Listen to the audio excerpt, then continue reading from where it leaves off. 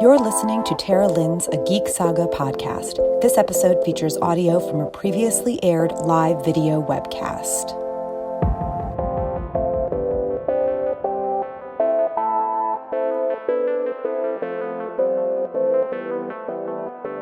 Hi, I'm Tara Lynn of Geek Saga Entertainment, and welcome to the 6th annual Drinkin show, a pre-Dragon Con webcast where we discuss news, updates, cosplay, parties, and more, and have quite a few drinks in the process.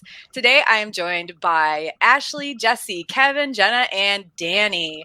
Hi, I'm Kevin Kurz. I don't know, I've been going to Dragon Con for quite a while. I think I'm at 10 years. I forget what year this is, and then COVID obviously screws things up. Maybe 12 years, something like that. I usually hang out with the fleet, usually do a lot of room parties, vendor halls, that kind of thing. And so today I'm just here, ready to drink, and looking forward to talking about con, getting excited about everything, and kind of going from there. And also, as you can see, I do painting as well.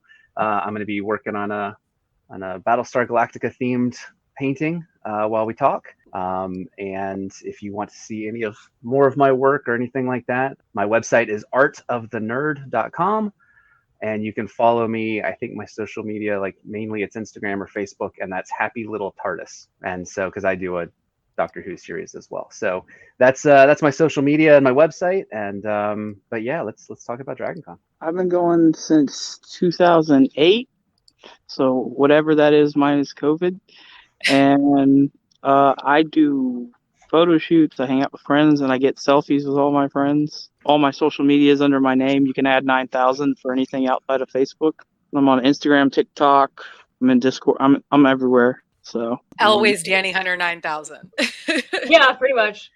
Yeah. So it's pretty easy to find me, except for YouTube. It's Cameraman 9000. That's where it came from. So, which I do post a little bit on YouTube. My YouTube channel is really old, though. It's older than kids I know. So, but yeah, I look forward to Dragon Con. I think I've got about 16 groups this year, something like that, which is not that bad. So, and yeah, that's me in a nutshell. My handle where you can find me is Instagram at Derpy Squirrel Cosplay. I started going to Dragon Con in 2014. So if you count COVID, because I got a badge, we're at 9 years. If you don't, then we're at 8.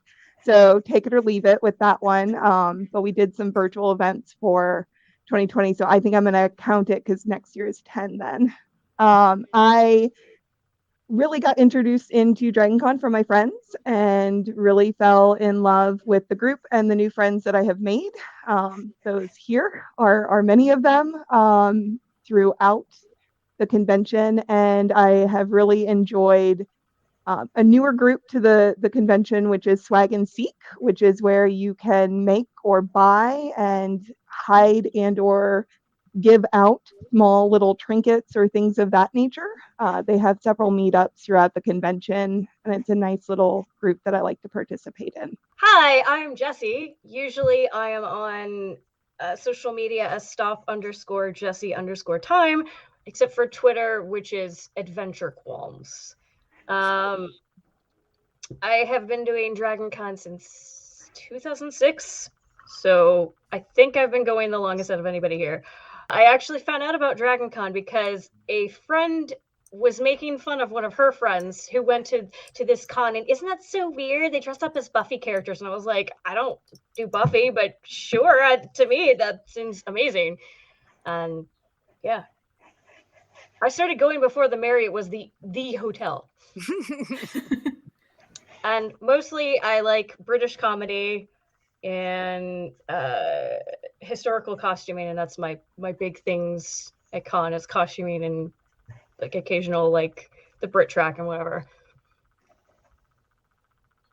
I'm Ashley. I'm mostly known for a podcast of Ice and Fire. It is the longest running Game of Thrones or Song of Ice and Fire podcast. We've been around since before the show was even a sparkle in HBO's eyes. So that's where all my social media is related to, podcastofIceandFire.com. I've been going to Dragon Con for, well, I mean, this is the 10th year, but COVID takes out 2 years, so I guess 8 years for me. Yeah, I'm a big cosplayer. I'm big into anime, obviously Game of Thrones, and I'm just super excited to be back. So excited you're back. It was weird having this It was show. weird not having Ashley last year. Yeah. I mean, honestly, it was weird not having this show, like having a show without Ashley last year, because Ashley has been I think you're the only person who's been with me every year that I've done this, except for last year. So it was definitely weird doing this without you last year. I watched and I got really jealous and I was like, okay, I'm going next year. I don't care what's going on. I'm going next year. Well, we're super excited to have you back. So as I already mentioned, I'm Tara. You can find me on Facebook, Instagram, TikTok, and Twitter at A Geek Saga, and on the web at ageeksaga.com. Also, don't forget that Geek Saga Entertainment now has a Patreon with 10 tiers ranging from $1 a month to $40 a month. It offers tons of ways to support us and receive some great perks in return. In fact, we recently updated some of our tiers to include new perks for our $3 per month guard tier and for all tiers from $5 a month and up, including early access to the new Geek Saga podcast series Hot D Takes, which will cover HBO's House of the Dragon episode by episode. So you can check out that Patreon at patreon.com/geeksaga_entertainment. Okay, so first we have to talk about the drinking game, because these are the things that we have to drink about. We have to drink when any of the following happens or is mentioned. Legacy hotel rooms. Legacy hotel rooms. When the DragonCon app is mentioned, when the word Habitrail is used, when any of the cults are mentioned, that would be Carpet, Trashy, FedEx, John, 36 dozen eggs. Last year we did the closed for cleaning one because that was the new thing last year, but I don't even think they are closing ballrooms and panels for cleaning panel rooms between things for cleaning. So that's next. And apparently a new cult might have already popped up, but we're also ignoring that one. The problem is, we'll talk about it in a minute, but it surrounds the app, and there's like 3 different cults I have heard about from the app being released. So we're just nixing anything like that, but we will talk about it eventually. We just don't have to drink about it. Also, I narrowed this one down a little bit. You have to drink only the first time a specific party is mentioned. So if we talk about Bunny Hutch 3 different times, you only have to drink the first time someone mentions it, because that has become dangerous in past years. We have to drink when there is an animal-related interruption. That is a cat walking across your desk or jumping into your lap where we can see it. A dog barking. Adam bringing Jesse and his dog Cressida to visit the camera. Anything like that. And also, these are specific to us as hosts. We have to drink when I mention Red Dead or being an attending pro. When Ashley mentions Canada or being Canadian or Final Fantasy. That's going to be a big one. Yeah, careful there, Ashley. When Jesse mentions Ghosts, BBC or American, or Musketeers. When Kevin mentions Bob Ross, we gave him an easy out with just one. When Jenna mentions any iteration of Squirrels or Squirrel Girl or Swag and Seek. And when Danny mentions collecting toys or his toy collection. I'll have to mention it. It's in the background. Yeah. No, I was wondering if we should add Game of Thrones or anything related to that, but that might kill us. I think that would be very dangerous, especially with House of the Dragon premiering on tomorrow. Yeah. How big it's going to be at DragonCon this year, at least in terms of discussion, if not cosplay. I am interested to see if there's going to be cosplay surrounding it already. But I'm sure. Okay. So, DragonCon tips and tricks. We start with registration. For 2022, I just want us all to just raise a glass. You don't even necessarily have to drink, but raise a glass to the fact that they're limiting attendance again this year. It's going to be more people. Yeah, it's going to be more people than last year, but nowhere near like the 2017, 2018, 2019 levels. Could you describe what it was like last year? It was awesome. Amazing. Yeah. It was low-key. I was told that it was like 2008, 2009 levels. Like you could get reservations at restaurants. You could walk in and be seated. You could find places to sit. Like you could make your way into panels. Like it was different. You could walk the Marriott. I think that's the biggest one. Yeah. As like I've been following like Anime North in Canada. I always used to go to that constantly, and I actually happened to be visiting my parents when it was going on this year, and I'm like thinking, oh, maybe I'll just go check it out since it was canceled last year, and they sold out. Like they completely sold out. So I'm worried that because people are over COVID, or in their minds they're just like, we're done. COVID doesn't exist anymore, and a lot of people, and they just want to go out and actually go to these things anymore if it's going to be overpopulated, because that's what happened at Anime North. There's just such a huge crowd of people. Not with them capping the badges. Yeah, so it's going to be smaller. Last year was smaller than any year I've been. I started going in 2012. 2012 was my first year. Also, P.S. for those of you who mentioned whether or not 2020 counts, I think that if you did any virtual events, like if you watched any virtual panels or like participated in the Dragon Con Discord during the weekend, stuff like that, I think it counts. It was still participation in Dragon Con. I mean, Jesse, for instance, came and visited me in South Carolina, and we had. Oh yeah. We celebrated my birthday. Yeah, you were there for a lot shorter time, but Jesse and Adam were there like all weekend, and so yeah, we had our little mini in-person Bubble Buds Dragon Con and stuff like that. So if you did something, even if you gathered with some Dragon Con friends to hang out for a weekend, I think that counts. So, which means Ashley, I think it counts for you because you came to our 2.5 Strikes virtual party. So. Oh, okay. That means I've been going 10 years. So yeah, last year was way smaller attendance wise than my first year, 2012. I would give it about 15,000 people less probably than my first year. This year they're saying 60 to 65, which I think 2012 was between that amount. So smaller than your first year, which was 2013, which yay. So it'll be more crowded than last year, but less crowded even than the first time you went, I believe. Yeah, after I saw the Anime North situation, like I'm always a last minute ticket buyer. I contacted Keith, my husband, and like, buy your Dragon Con tickets now. Do it now because I'm kind of worried now. Yeah, because they are capping tickets, and like I think Danny mentioned that, and there are no tickets being sold at the door, not even day passes. That's why I bought mine this week. Yeah, they did last year. They didn't do any Saturday passes. Apparently this year they did put out a minimum amount of them. I don't know how many that means, so I'm sure that means Saturday is still going to be more crowded than any other day. Unlike last year when it was like weirdly dead. I mean, even compared to Friday. So yeah, no tickets at the door. So if you haven't bought your Dragon Con pass, I highly suggest doing that like ASAP. And as far as I have seen, it's not sold out yet. They haven't even posted anything saying it's close to selling out, which makes me feel kind of good because I don't know exactly when they stop selling tickets, but I believe it's a few days at least before the convention starts. So if they haven't sold out at this point, I don't know that they won't get to 65. I would hazard a guess, but they might not even get to 60. I don't know. I guess we'll see.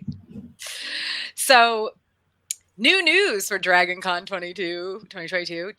I keep wanting to say it's 2023. I don't know why my brain wants it to be 2023. Stop it, Tara.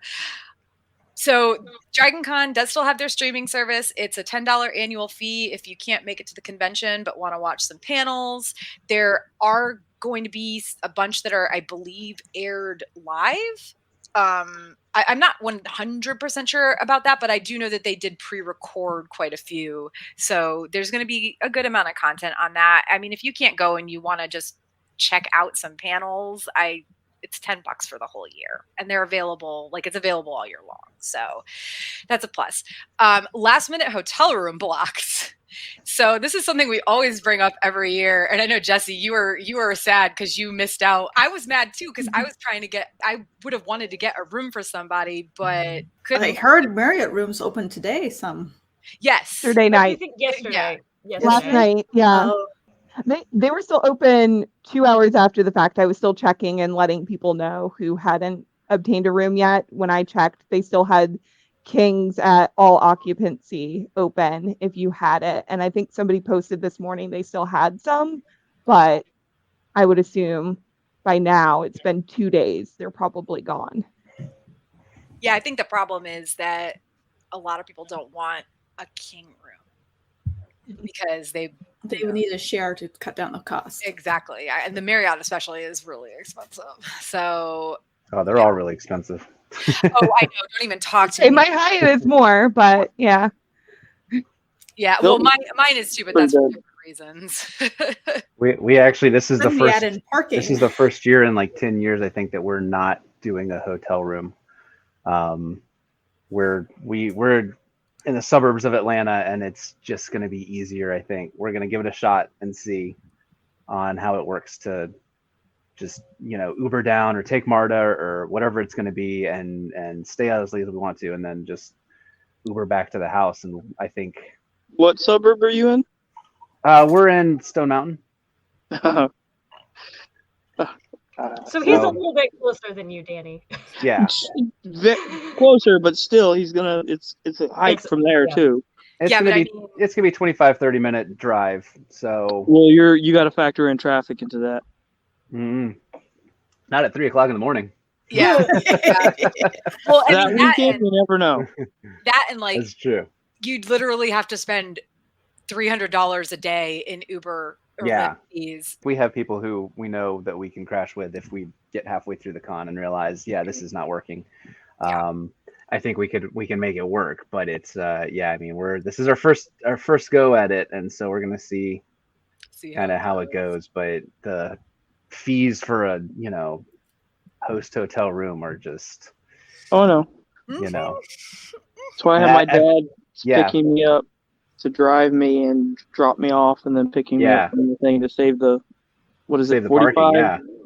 45 a night? Hyatt is $50. Like Hyatt is $50 a night for valet parking this year. So if you're staying at the Hyatt, don't plan on valet parking. I think the Marriott is $55 this year as well. Is Hyatt only valet? Is there a non? Oh shit. We'll talk. Yeah. No. But there are other options. We'll talk about other parking options. Okay, because we have not calculated for that. I have a good recommendation that keeps you close. So this is just kind of a reminder. If you've never been to Dragon Con before and you're hoping to get a host hotel and you don't get it in the original Hunger Games or have a legacy or whatever, they do open room blocks at like later in the year. Hyatt opened the small block earlier, like way earlier this year. I can't remember if it was spring or early summer, but it was a while back. It wasn't legacy, but still. And then surprise, they did open a legacy block on Friday, August 5th, which they've done before, open a very tiny legacy block late in the summer, but this was the latest it's ever been. Usually it's in like mid to late July. So it was gone immediately. I mean, I think I missed the post by about 30 minutes because West Coast time. And yeah, I mean, I personally have a legacy room, but I was hoping to snag one for a friend. And then the Westin had one open on Friday, July 22nd, which I only specifically remember because I was at San Diego Comic-Con. That one also sold out super fast. Westin doesn't do legacy, but they did announce this one ahead of time. And if you stay at the Westin, it's a lot easier to get a room at the Westin the next year. It's not like total Hunger Games the way Marriott is. So there's that. Yeah, it's a lot more walking though.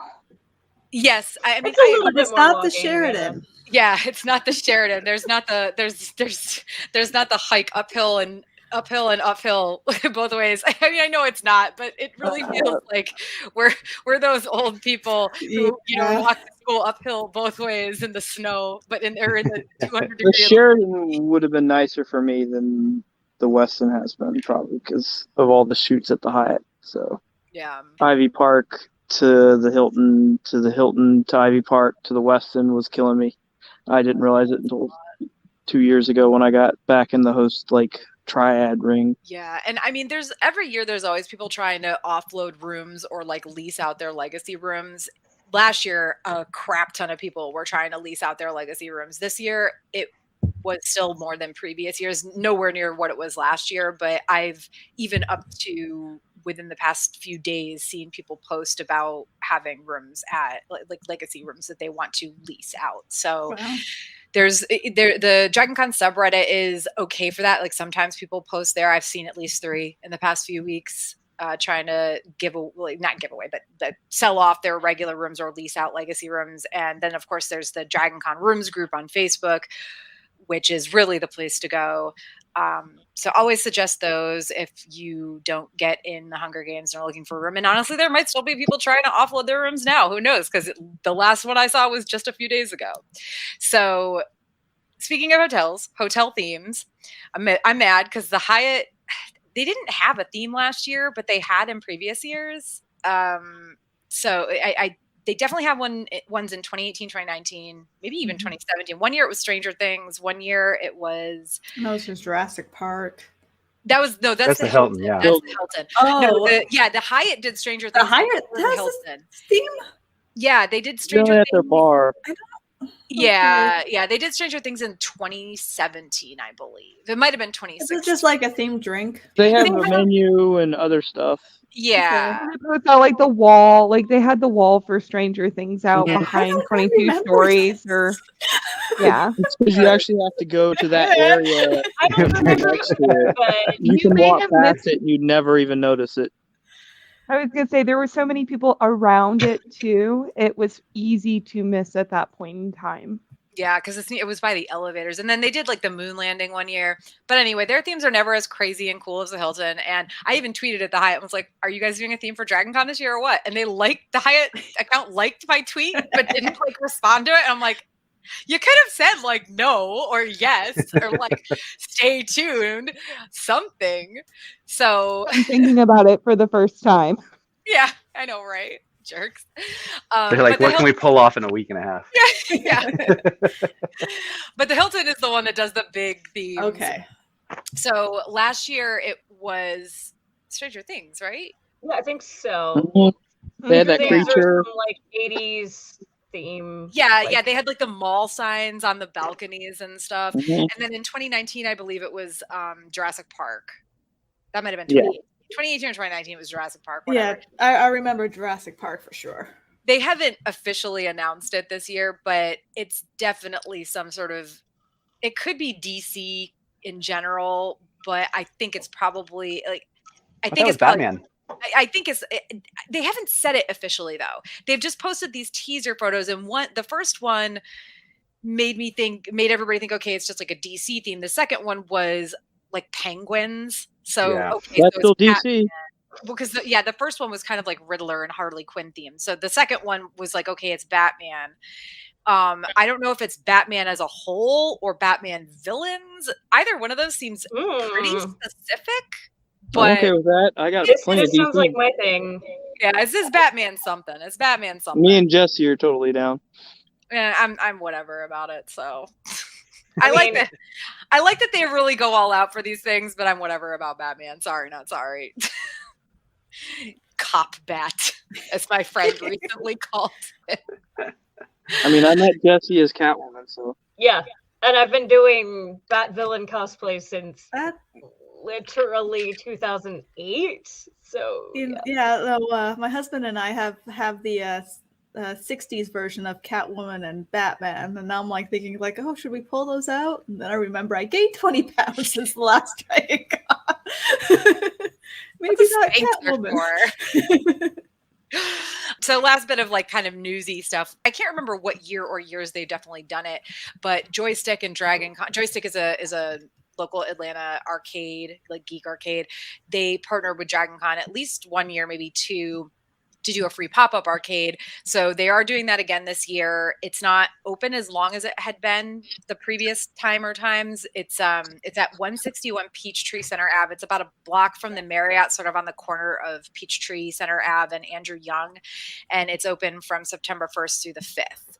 So they are doing that again this year. I've never gotten to go because, to be honest, I just don't ever have time. But, hey, I'm sure it's a blast and people should go. Now, we're going to do our best to avoid saying words that YouTube doesn't like. So we're calling this section Rona Rules.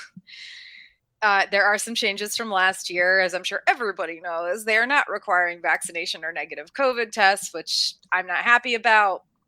I know why it is. I'm not going to say that because if one of you wants to talk about it, you're welcome to, but I'm not going to for professional reasons.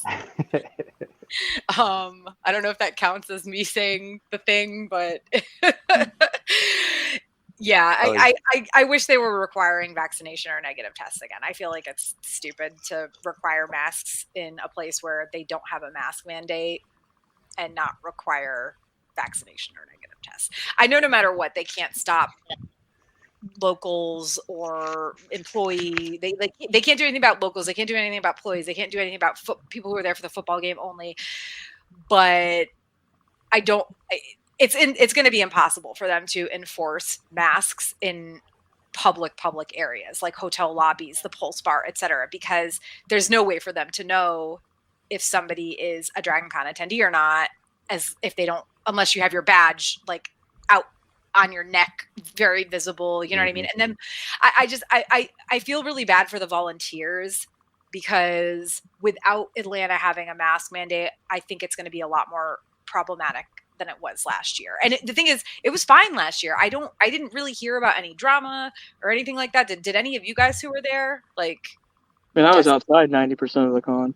Yeah, it was pretty good mask usage. I didn't actually go last year, but I was in part because of the mask issues, and I would see everybody post pictures and everybody had masks at the con, but then when they went out to dinner, everybody was getting together for dinner with everybody else, and then you're eating and taking your mask off, and so It's kind of one of those things where we mainly go down to hang out with friends and actually go have dinner and that kind of stuff, and it was just kind of I was like, well, yeah, they're probably helping in the Marriott lobby and whatnot, but it's not, you're still taking a risk there that at the time we weren't willing to take, but I wasn't there, so I was gonna say the only thing that I saw is you definitely with time, especially around Pulse and the Hyatt Bar and things of that nature, the later the night went, the less people seemed to care, especially with a drink in hand, and didn't follow it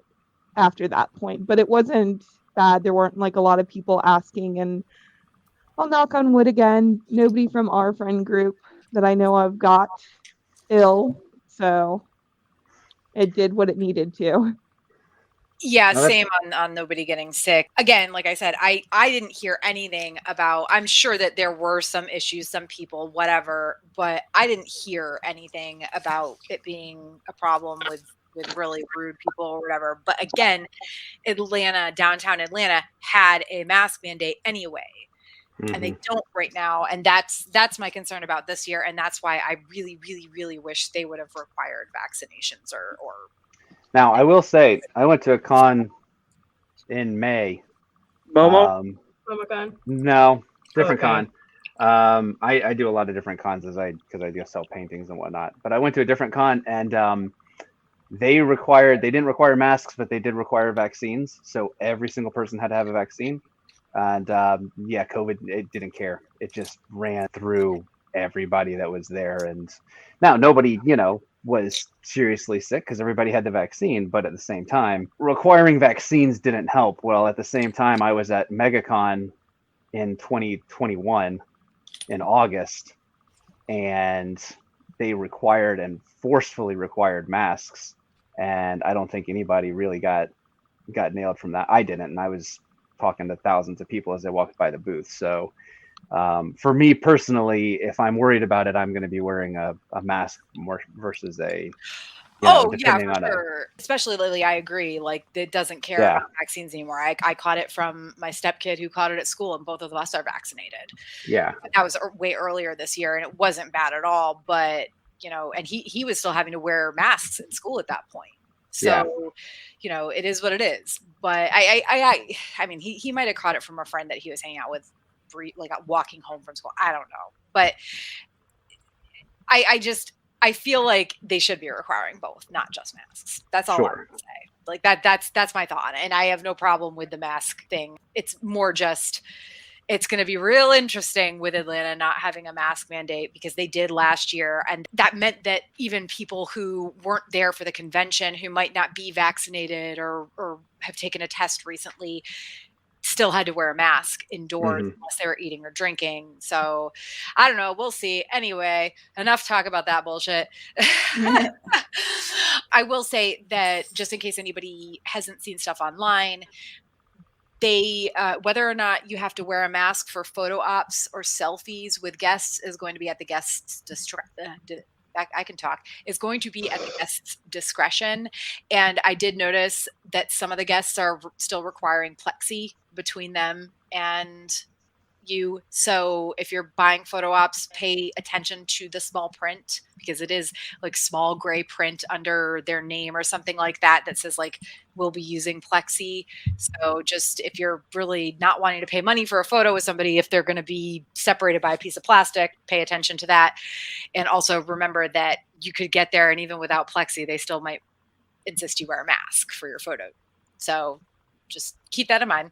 And then also whether or not you're allowed to take off your mask at or during a general, like a group photo shoot, is at the discretion of the person or people running the shoot. I will say that it was kind of the same last year because they're, Hardy, Ivy Park, Hilton Steps, they're all outside pretty much these days. And most of them weren't, as far as I saw, at least none of the ones I saw required masks. I had 2. So there's a chance that will happen again this year. I haven't seen that in any of the groups this year, except for the ones that are already indoors, which obviously. But I just want to say, iron-on transfers are a great way to change masks into a part of your cosplay. I happen to have a couple of Final Fantasy ones made here. Yeah, it has been a while since we had to drink. And I mean, like, $10 gets you a pack of like 10 sheets. If you're doing black, I've discovered that you want to make sure that you get the paper that is for black, not for white. Otherwise, you will end up with this, and that's not good at all. You want this. So get the proper paper, but make your cosplay make your mask part of the cosplay. It works. Which a lot of people do. Is a easy way to do it too. I did a lot of sublimation ones last year that matched my cosplays. If I just grow this beard out a little longer, I can put my glasses over it. Your beard is porous, sir. It's getting shaped up next weekend. I scheduled he's joking. I saw him wearing masks all last year. Don't let him fool you. Yeah, last year I didn't do I have problems with the cloth masks. I actually do have asthma, so and also I have some panic issues. So the cloth masks, the way they suck in to your face, I can't deal with it. No problem wearing a mask. I will wear the medical ones. I wore regular medical masks, but I bought packs of themed ones. I had bandana colored ones for my Red Dead costume, and then I had a set of black, black, blue, and white ones that I used depending on what I was wearing. I didn't really wear much cosplay last year, honestly, so there's that. But there are definitely ways to integrate them into your costumes. And a lot of people made some crazy masks last year that just straight up matched their costumes. So it was actually, the mask fashion was on point. But it is Dragon Con that we're talking about, so of course it was, right? Okay, so Con Suite. I actually haven't seen any updates on the Con Suite, but I'm kind of guessing it's probably going to be about the same as last year. It's the same place as ever. It's the second floor of the Hyatt. If you don't know where that is or can't find it, that's not my problem. It's not our problem. You're not looking hard enough. It's on the second floor of the Hyatt. If it's the same as last year, they are going to limit the number of people who are in there. You can't serve your own drinks, and they're going to plate all food and hand it to people. Again, I have not seen that this is the official stance on the Con Suite this year, but I would guess it's going to be. Just if they're doing masks, you'd hope that they're keeping these small things, right, especially for the volunteers working at the Con Suite. All right. Now, here we go, guys. 2022 Dragon Con app. That came out today, so I haven't actually had a chance to really look at it. Well, everybody drink for the app. Cheers, Dragon Con app. Drink for the app. Yep. But I was just I'm running around doing so many things. I want to look at it, but I don't have time. Now, despite them claiming the app wouldn't be out until about a week before the convention, as Ashley said, it is actually out. Now, I want to say that the ability to download the app happened on August 16th, 4 days ago. There was no actual information on it, but the event descriptions if you clicked on events, it said like sample testing data for every single event, right? There were only like 1 to 4, I think, each day. And if you clicked on the sample testing data, if you looked at the descriptions, it was absolutely hilarious. It went through some Monty Python, a whole bunch of Monty Python shit. And that was the thing I was kind of hinting at earlier with the cults, that there's, and the guests too. Every single guest was Terry Gilliam, but the description said he's not actually going to be here this year. So did any of you guys look at the app before they updated it today? I saw the test and I saw the Terry being listed. I didn't click into any of them. And then when we had talked about it on Facebook, I had clicked in and it was gone. No. So I didn't get to read any of it. Okay, Yeah. So like by the time you had posted it, it had gone. And then today I noticed that all the tracks were there. So I took screenshots, so I'll okay. I'll post them then, because I feel bad about that. Everybody should witness this miracle. But somebody said there was like a Terry Gilliam? So the posts that I saw, one of them was a cult of like data scientists or something, or programmers, like the cult of programmers or whatever. And I was like, okay, no. I could get behind a sample data or what was it, testing something? I could get behind that. Sample is what it said. Yeah. Like I could get behind that. But who is it that said they had they saw a Terry Gilliam? Basically, I did. Sir Not Appearing cult, because it's Terry Gilliam and he's not Sir Not Appearing. And that's Monty Python joke, so. Okay. Like I said, the event descriptions were hilarious. I do expect a bunch of Moose cosplays. It was basically this whole story where the first one was the wonderful telephone system. The next one, why not try a holiday in Sweden this year? See the lovely lakes. A moose once bit my sister. No, really. And then it goes through the moose once bit his sister story, many interesting furry animals, moose trained by blah, blah, blah. And so you get to, I can't remember if it was Monday or Sunday, but one of them, Monday, including the majestic moose. Moose costumes was the last one. So you know that there are going to be people putting together moose costumes for this shit, right? Or if people have moose kigu already for some reason. Maybe because they're like Ashley and they're from a specific country. Doesn't count if you say it. Oh, no Lord. country was named there. I named no country. I was this close to wearing my Canada t-shirt. Oh, damn it. Wait, I just named it. If you have moose items, Ashley, I suggest bringing them because it will be a thing for sure. I am definitely excited to see the rando moose stuff that might pop up, honestly. So that reminds me of the year that the Hilton sent out reservations to all the hotel rooms, and for whatever reason, the group, instead of saying Dragon Con, they said something like Zebra Con, and that was just their placeholder. But there were probably 30 or 40 of us that all put together zebra costumes and went and actually gathered in the lobby and everything. Had a good time. Didn't you guys do that? They did it in 2019 as well. I mean, I remember that in 2018 specifically. Yeah. I remember Dean sending me pictures of him wearing his Gang Goes to Dragon Con shirt under like a striped suit. And so then in 2019 it was GatorCon. Yeah, actually they did it. They did ZebraCon as the placeholder, and then when everybody got the confirmations for the next Dragon Con, we were all excited to see what it was, and it was some random just letters and numbers, like some and we actually and we complained to them and we said, well, we can't dress up now, so they actually changed the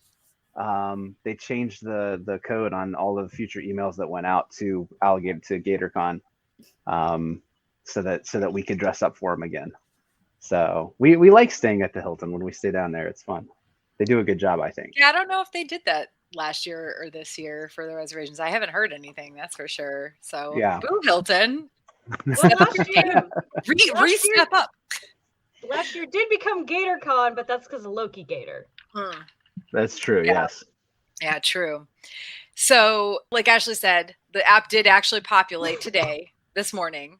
The funny thing is, I opened it up to check on it for this webcast, assuming that it wouldn't have changed. I am sad that they did get rid of the descriptions, Jenna, that you didn't get to see them, but I promise I will send them to you and or post them, probably both. But I opened it up this morning, not expecting it to have changed, but no, it is fully populated. All of my panels are on there, so yay, excite. Yeah, so if you haven't checked out the DragonCon app today, it has. Do they have the photo shoots in there? Well, caveat here, I haven't checked everything. So I don't know if all the things have populated, but I would assume so. I'll just keep Everything I looked at was there. I was going to say everything I looked at because I've already added my schedule and everything that I was looking for. You're better than I am. I don't add my schedule to the DragonCon app. I only do it because I will never remember if I don't. And then my phone alerts me and then I go, I think I want to do that anymore. So like normally on this webcast, this would be the point where I would say, hey, the DragonCon app hasn't populated. Check, Facebook groups or other social media for any tracks you're particularly interested in. But no, it's all there. So you're good. Although I did see them say that it wasn't official and like everything could still change for the next, I don't know what Always. 9 days or something. Never official until it actually happens. Yeah. They were saying I've seen them change same day before. Yeah. So we're going to talk about some photo shoots. Jesse, we're going to let you go first, though, just because I know you've got a hard out at 8 for this, but do you have any photo shoots planned? I know I'm doing the Umbrella Academy photo shoot because I've been doing Umbrella Academy cosplay since 2019. I don't know. Whenever the first season came out, and then it's Sunday at 11, I think. I haven't done a morning photo shoot on a Sunday since 2008 or something. This is why I'll never make the Battlestar photo shoot, because it's always Sunday morning at like 9 or 10 a.m. Fuck that shit. Sorry, Nope, not sorry. It's great. I tried to see if I could put together sorry, you guys are gonna drink a BBC Ghost / CBS Ghosts photo That's shoot. two. But Just I couldn't put it together, and I didn't want to come up with a Facebook group. And my parents are doing the American version. My husband and I are doing the British version again. But whatever. More people watch the show now, so hopefully people will know who we are this year. I mean, the costumes are cool regardless. I wouldn't have known who you were if I didn't know you, right? But the costumes are cool regardless. Like the fact that I'm a melodramatic romantic era poet is a shock to nobody. When I wear that cosplay, they're like, "Yep, that's the Jessie cosplay." Yeah. So changes to group photo shoots, because I did want to note this just real quick. Again, like we said, mask requirements are up to the person running the shoot, but most of them are outside. Like I said, very few of them last year required them, so there's that. Last year, they did not have the big Marvel and DC photo shoots. They are having them this year. So I am interested to see whether they require masks for those, just because they are so large. But other than that, at least they're back this year. There's that. So I haven't seen anything for that in the groups that I'm in the lead groups for that, because I'm retired from them, but I'm still in the group. As per the usual, sorry again, guys. I'm most excited about the Red Dead photo shoot, which this year is Friday at 3 p.m. Because I kind of want to see you. You have such an amazing Red Dead costume. Thank you. It is like my magnum multiple opus. Red Dead costumes. I have multiple Red Dead costumes, but the one that I wear for the photo shoot is like my magnum opus, and it's one that very, very few people do because it's hot as fuck, and I had to make most of it like from scratch, or the things that I bought, I had to like take the buttons out of my vest and replace them with little like bullet looking buttons buttons, and I had to alter the shirt collar, and yeah, you can't buy these items. They don't really, there's a lot of Red Dead stuff that makes no sense when it comes to costuming. So I am most excited about that one, but I also will probably be going to the Pirates of the Caribbean shoot. That's on Saturday at 1, which it's so funny because my friend Gypsy, who's organizing it, lives in Hawaii. And actually, this is kind of a blanket announcement. Facebook events are fucked when it comes to times right now. Like if you're looking at a Dragon Con event, like a photo shoot event or whatever, and the time looks weird, please go to the Dragon Con photo shoots Facebook group and check it against their spreadsheet, because the first tab spread pace right now. Yeah, the first tab in the Dragon Con photo shoot spreadsheet is alphabetical order. So it has them all, and it tells you at least which day.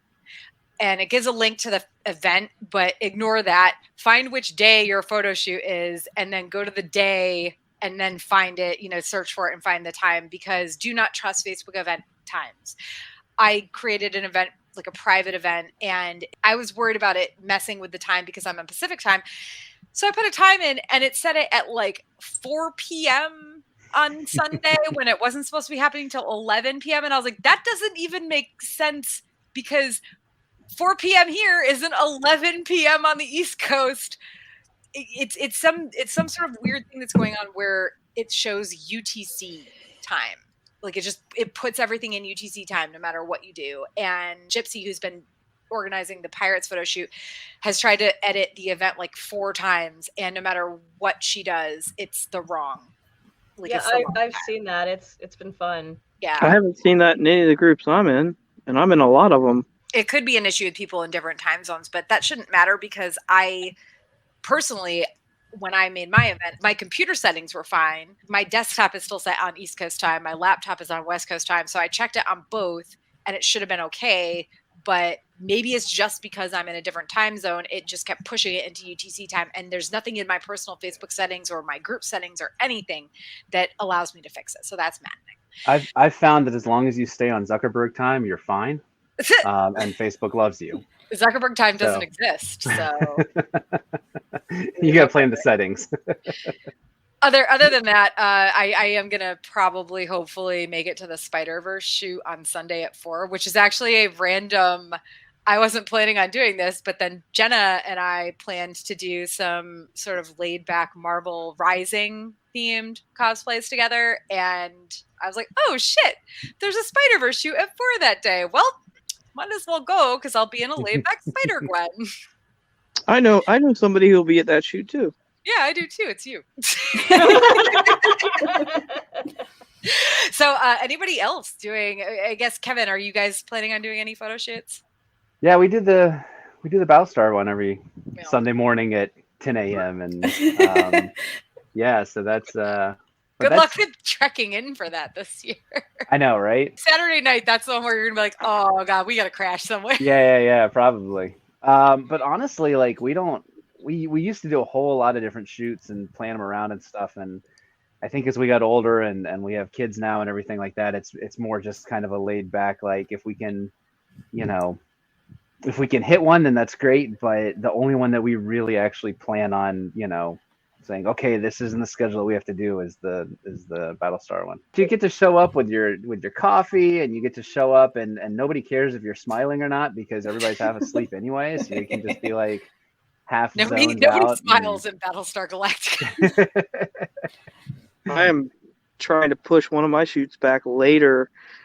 It used to be at 10:30, and I pushed it back to 11 this year. My goal is to have it at 12 next year. I don't want to do morning shoots. Jenna, what about you? Photo shoots this year? I don't think I've ever done one, so no, I don't think I'll start. I've done very few, and this year, me planning on doing 3 is it's a big something. We'll see. We'll see. What about you, Ashley? Sorry, but Final Fantasy. I have one Final Fantasy costume. Like, okay, let's just drink, because I'm going to mention this a few times. This is an entire paragraph about Final Fantasy? Yes. So there's one on both Friday and Saturday. They're more Square Enix / Final Fantasy. So, Kingdom Hearts is the other big name under that banner. So I only have one costume for it, but my husband has two. One of them you can see right behind me that I'm working on. He bought it from China, and I'm making it actually look good because it looked like shit.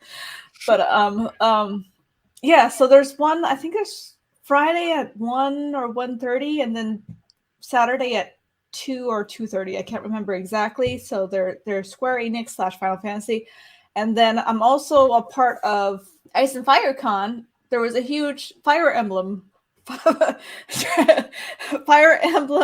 and Fire crossover group, and I was like, I want in on that. So I joined them, and they are putting together a big photo shoot. I think they're just joining in with the Nintendo photo shoot because Fire Emblem is under the Nintendo banner at Saturday at I think 4 or 4:30, maybe 5. Don't quote me. It's on the app, I'm sure. So I'm doing that one as well. So it's those two that I really want to go to. Everything else is just kind of, like group cosplays. It's 5:30 on Saturday. Okay.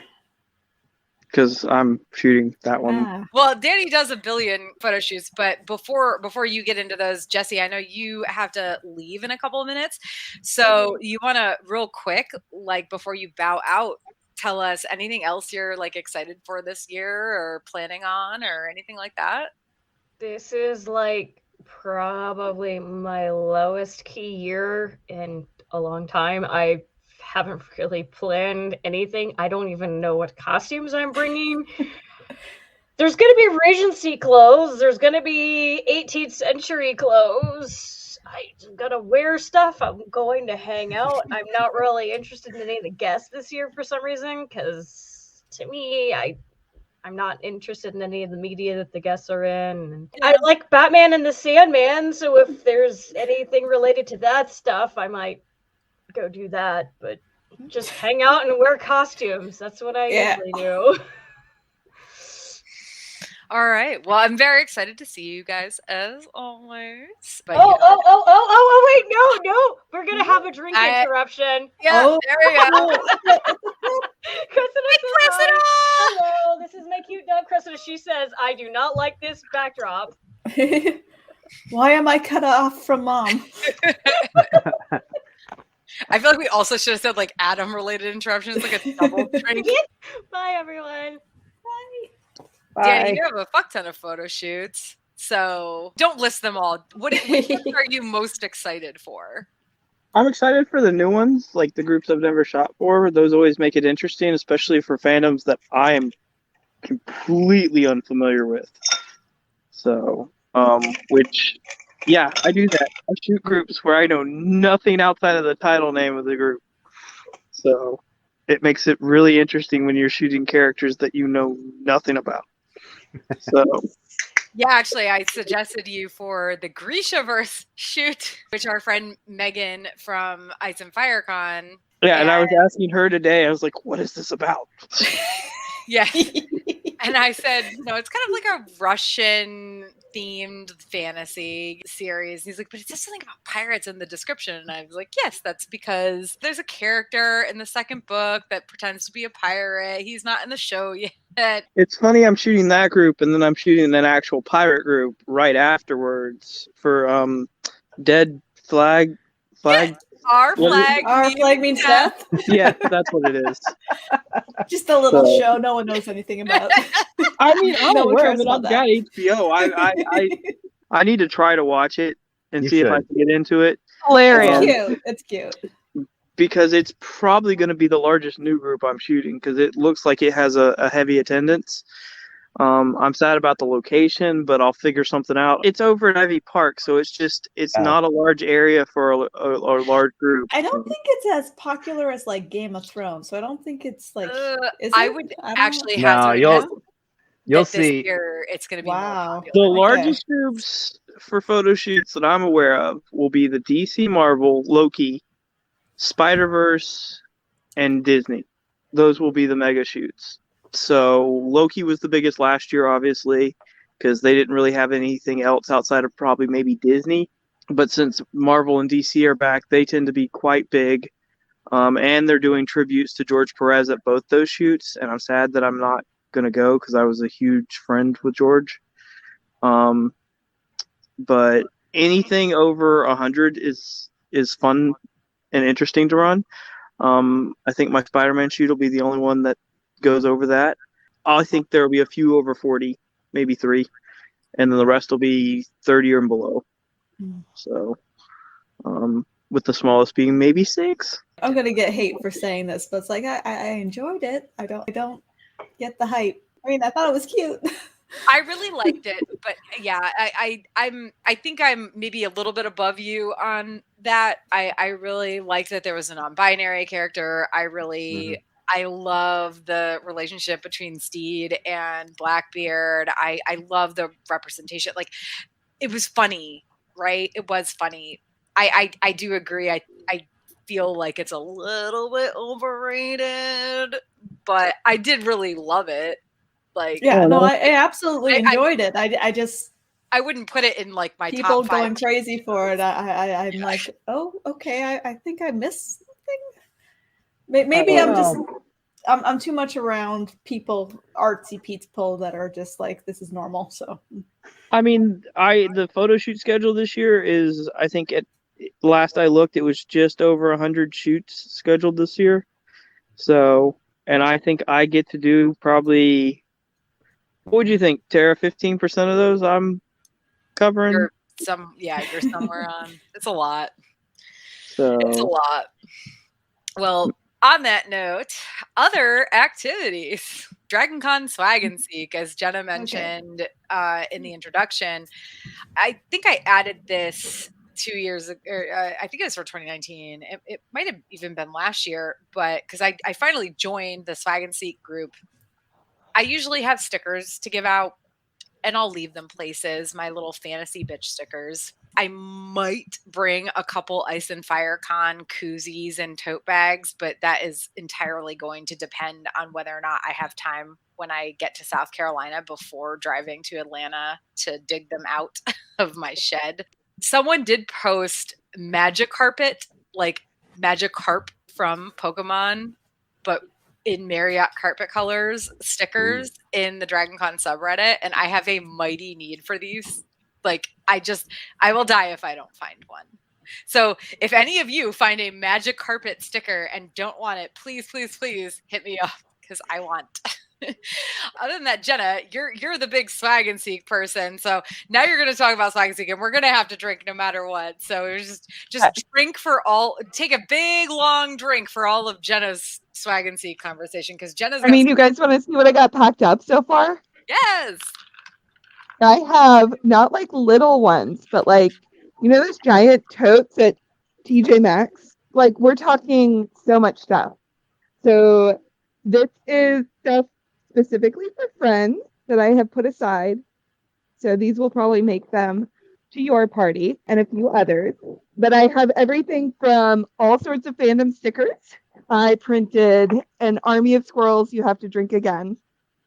So many rainbow colored squirrels.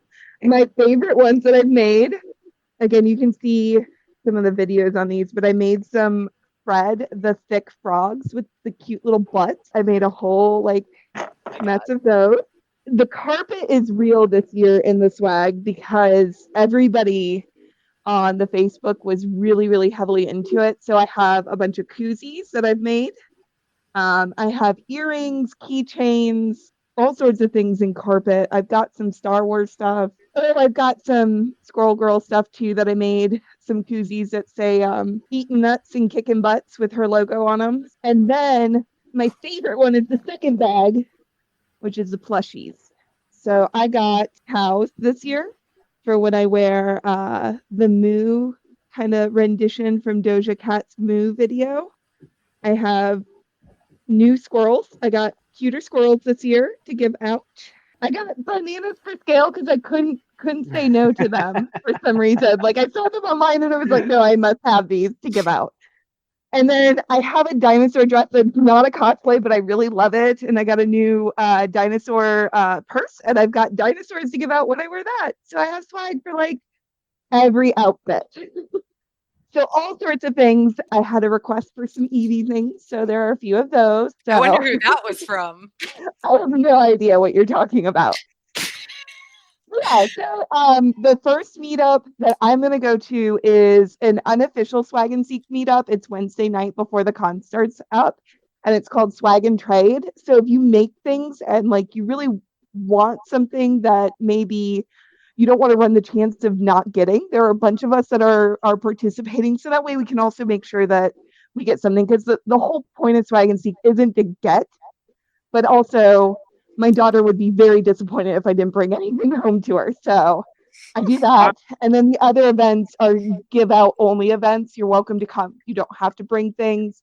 You can participate there. I think Thursday night is the first official one. It's 7 p.m. at I think it's the Hilton Grand East. Thursday is the first official one. Wednesday is the unofficial one that I'll first do. That one I believe is at the Marriott, and then they start doing them at the Hilton. I ran into that one last year. It was at the Pulse Bar, and I got a really cool mini little 3D printed dragon, and I tried to pay the guy for it, and he wouldn't take the money. He was like, no, you don't understand. I do, real quick, not to interrupt, but I do have a question from the chat. Ashley. Oh, no, Ashley's not here. Ashley was here, and then she had to refill. Ashley, is Sorry, that I was making a drink. Is that an Emmett Selch costume? Yes, it is. Yes, it Talking is. about Final Fantasy, my new refill drink. Yeah. My husband is doing 2 versions of Emmett Selch. Both Wow. Saturday and... So when you said he was doing 2 different costumes, I was like, we're trying to save money. I'm gonna make a bunch of costumes, and he just goes off and buys 2 costumes. I'm like, oh, okay. Well, this is our friend Erin from our BSG fan group who says yes. She has a cat named Emmett after that character. We bought it. It is a China cosplay, but I've been editing it, making it not horrible. Like, okay, here, I actually have it over here. This was like the shoulder pads he gave me. So they've been removed. I've completely been remaking that kind of thing.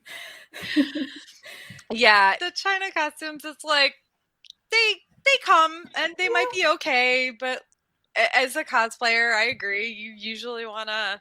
Most people use that as a basic outline for their costume. Yeah, I mean, honestly, if I was going to FanFest, which is their basically their own convention, I would make it all from scratch. But well, I'll just take this and just like the fur trim, I've replaced it with actual like fluffy fur instead of like little whatever it came with, like stuff like that. Just taking the little parts and making it not crap.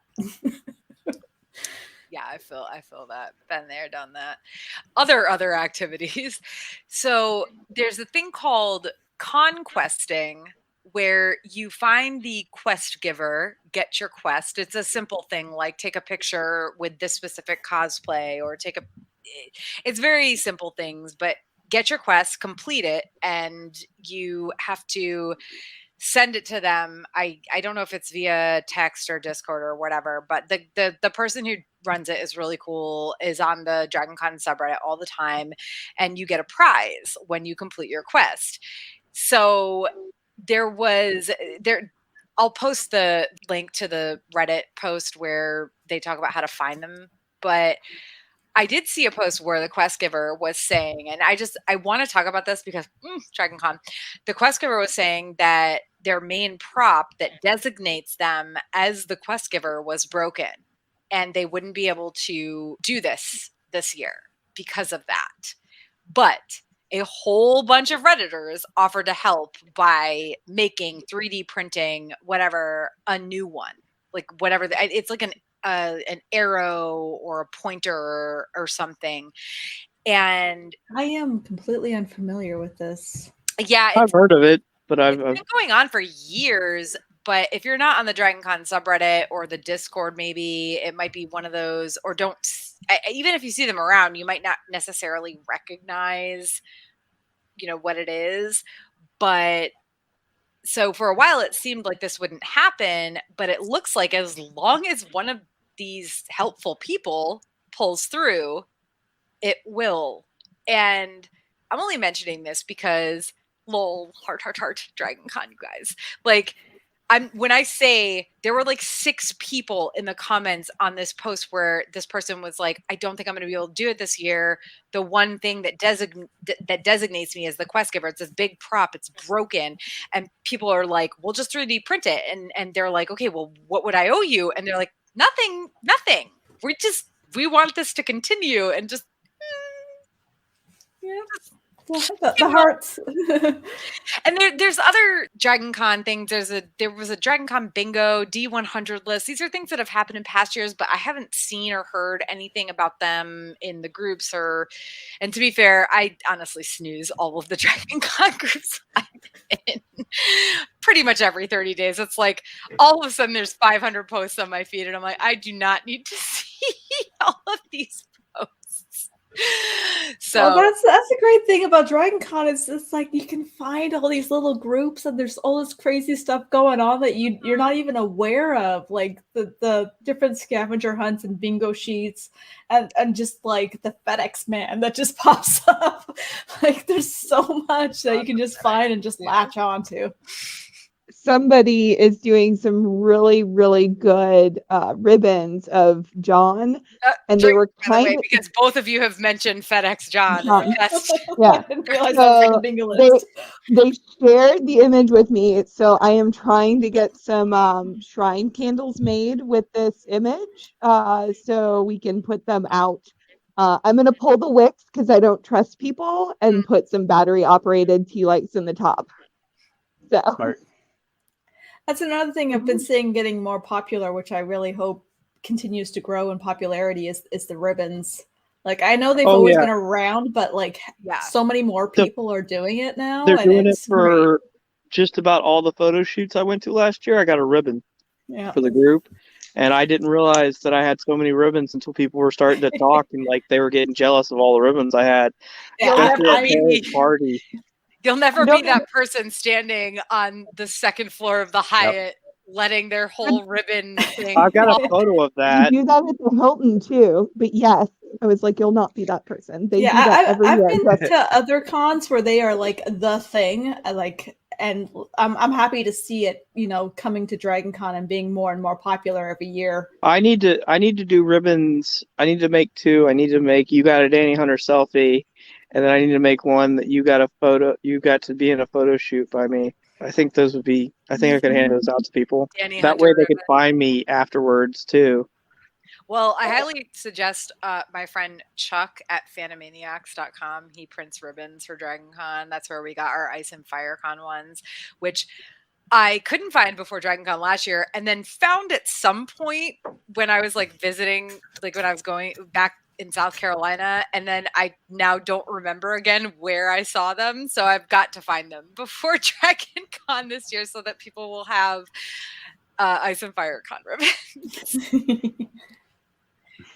Shoot me that guy's link for next year. Yeah. Kevin, do you guys do Battlestar ribbons sometime too, right? There's several different ones. But I'm not the one ever in charge of printing those. So I don't know where we get them, but I don't think they're that. I mean, I see I go to a lot of different cons, and so it's Dragon Con. I think I've always noticed the ribbons at Dragon Con more than elsewhere. So same. But some of the smaller cons are actually, it's really surprising seeing all the different ribbons that people will do for like even these small under 1,000 people cons, and you'll see people with 20 different ribbons on, and you're just like, yeah, it's crazy. Yeah, I mean, I'm with Ashley. I knew, I've seen the ribbons before, but it feels like it was 2018, maybe 2019, where I really noticed like a lot of people having a lot of ribbons versus there's always the people who make it their job to collect ribbons, so they have a ton, but now it seems to be a bigger thing, and I'm definitely excited to get. Yeah, I wish I had the funds to make ribbons. I was looking into it. It was just like, can't do it this year, but in the future. Yeah. Well, like I said, I don't know, Ashley, this is your Ice and Fire Con small council job. It's remind me next weekend when I get back to South Carolina to look for the damn Ice and Fire Con rooms, because I have a fuck ton of Oh, them. you have them? Oh, I still have a bunch of Ice and Fire Con. Okay. I think I have a bunch of Westeros and American musical ones as well. So yeah. Yeah, I just have to find them, because I did find them, but now I've once again forgotten where they were. All right. So real quick, we're going to talk about avoiding con crud. Get your vaccinations, get your boosters, get your flu shot if you can. Start taking your vitamins, particularly vitamin C, multivitamins, whatever. Bring take your fucking vitamins. Bring antibacterial liquid hand soap for your room. This is something that I have been doing forever, because the hand soap bars are disgusting. Right? First of all, they're like face soap or some bullshit. They are not antibacterial anything. The bars that they provide in the hotel. Bring antibacterial hand soap. I thought for those your were room. for taking home. With the little shampoos and that's and the remote and the batteries from the remote. I've never done the batteries in the remote. I'm not Ross. Taking the apples from the hotel. People actually do that? They just take the batteries out of the remote? Yes, Some people do. I've never done it, but they do, yeah. Okay.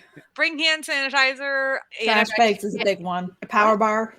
Yeah, I call them power snakes because they have the they look like a snake. Oh, we're talking about like surge protectors. Power strip. Yeah, that's a totally different. This is not about cleanliness, man. This is about avoiding con crud, not charging your phone. But oh, are we going into what to bring to DragonCon, or are we still on con crud?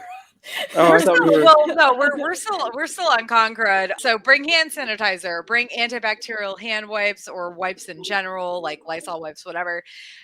I will also suggest you can get these little alcohol wipes, teeny tiny ones for your phone. Highly suggest those, because your phone gets disgusting. Let's be real. If you're staying with a lot of people, buying those cheap dollar store face cloths can really, save you having to deal with that situation. Oh yeah, makeup. Well, also just makeup and makeup removing wipes in general are a plus. Bring a small bottle of dish soap if you plan on using drinking containers more than once. And utilize disposable face masks. Like, listen, cloth ones are great, but if you are bringing cloth ones and you plan to wear them more than once, always plan to wash them. Yeah, or bring the filters. The filters. Just bring in and out. Yeah. So other than avoiding con crud stuff and bringing all the antibacterial things for your room, bring your own foods or snacks. I will say this, many restaurants are still open despite everything that's happened in the past couple of years, and crowds at DragonCon are going to be thinner. They certainly were way thinner last year. I can't stress enough that you should make sure to have, at the very least, some decent hearty snacks in your room, just in case. Because even last year, it was depending on the time of day, whatever, it's whether or not the secret food court at SunTrust is open, whether or not Aviva by Camille has a long line. You mean I can't make do with a coffee maker and some instant noodles? I tried that actually one con, and everything tasted like stale coffee. So I stopped doing that, and I started bringing my own kettle from that, just a hot water kettle, and that works better. You just have to make sure you get the noodles that come in their own containers. Now it's a good time to buy it because it is back to school and college time. So microwaves and kettles and toasters and all of the above are super inexpensive I now. have seen people they're trucking in to DragonCon and they've got a full microwave in their packs. I mean, I will have mine this year because I actually have not skipped one of my meal prep kits. So I'm bringing that for lunches with me because they are too expensive to leave at home. I have seen people carting in crock pots. So actually, we've done a mini fridge before. Oh, when we stayed at the Sheraton one year, a long time ago, they didn't have them in the room, and we had a hand truck and a mini fridge, and we just brought it in. Back in 2018, I don't think the Marriott had mini fridges in the rooms. It was a recent thing where they started adding them because you had to rent them beforehand, and they were $25 a night. There's one loophole around the diabetes. Diabetic, or have another med that needs to be refrigerated. if you're a good person, don't want to abuse that. Like, I don't have Yeah. insulin that I need to keep, so like I'm not going to ask for a fridge for it because there are people who will need it. Yeah, I mean, Yeah, I'm diabetic. Hyatt. I don't take insulin, so thank God. I just feel like They these got 'em in premium every room in hotels the Marriott now. should have fridges. Yes, I think they do now, and I think Okay. it is for that reason, and it is specifically for a liability purpose now.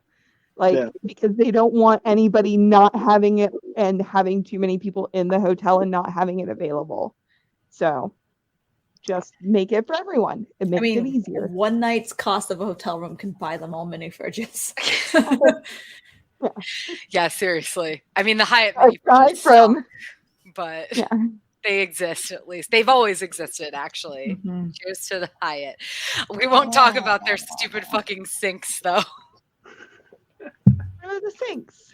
I have so many questions now. You can't just preface.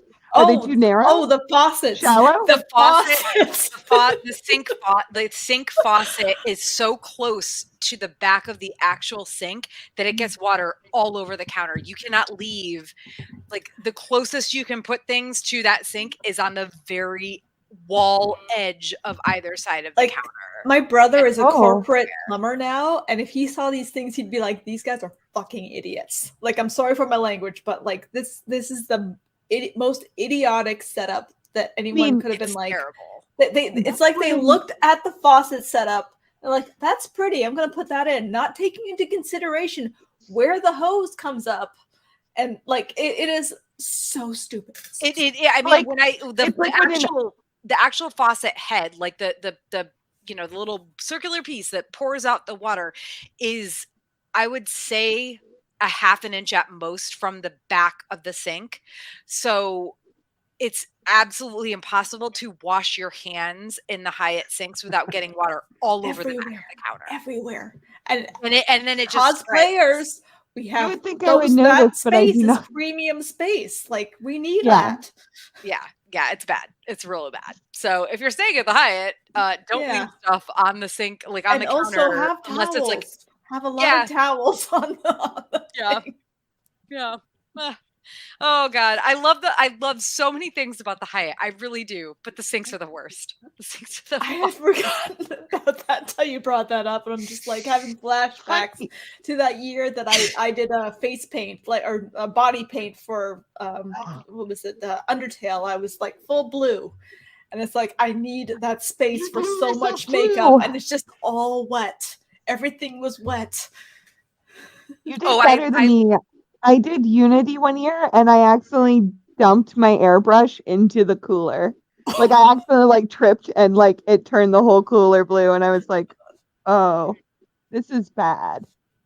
But that was in a Marriott room, not a Hyatt room. So, Yeah, yes, I had a sink that worked to clean it out. I can't remember what year it was, but one year we left the Kleenex box up there. I have learned to move it now, but one year we left the Kleenex box that's on the counter up exactly where they placed it. Like, it was there when we checked into the room, and within a day, the bottom of the Kleenex box was soaked, and it had gone up through all the Kleenex. It was So funny every because Kleenex you it pulled was just dry, hair. but as we kept going, it got more and more damp. It was so disgusting. I'm gonna have to pay attention when I come by and say hello and check out your bathroom now. Yeah. Because I stayed in that hotel 2 years ago and I did not notice that. But Yeah. Well, we're learning. We're learning. Maybe we you no weren't longer washing your remove hands it. enough. But yes, we've learned these things. Now, I will say that the Hyatt apparently redid a whole bunch of stuff. I'm going to guess, however, that they didn't redo their sinks. So, Yeah. again, if you're staying in the Hyatt, don't leave anything That's the thing that will within happen. like 12 inches at least of either side of the faucet. Just don't. I love everything else about the Hyatt but that. So, other things to bring for the room. Well, other than just if you can, if you're driving in, do your shopping at home, bring, groceries, alcohol, etc. It's way cheaper. But also, if you can't do it from home, if you're flying in, whatever, do it super early, like as soon as you get there, because the CVS, everybody runs out of things. So don't forget that. There is a liquor store close by that is typical spot for everybody after they get their badges. They just make a beeline to the liquor store to go back to the host hotel. There's like 4 or 5 liquor stores within walking distance. Yeah, of the there's one hotel. there's one kind of close to the Hyatt too. There's one close to the Hyatt, the Sheraton. There's one over there by the Marriott too. You just gotta walk a little ways. It's not super far. Is Souls open again? Because it closed. Is that the one right next to the Sheraton? Yeah. It was open in May. Last time I was down that way. Okay, so it was.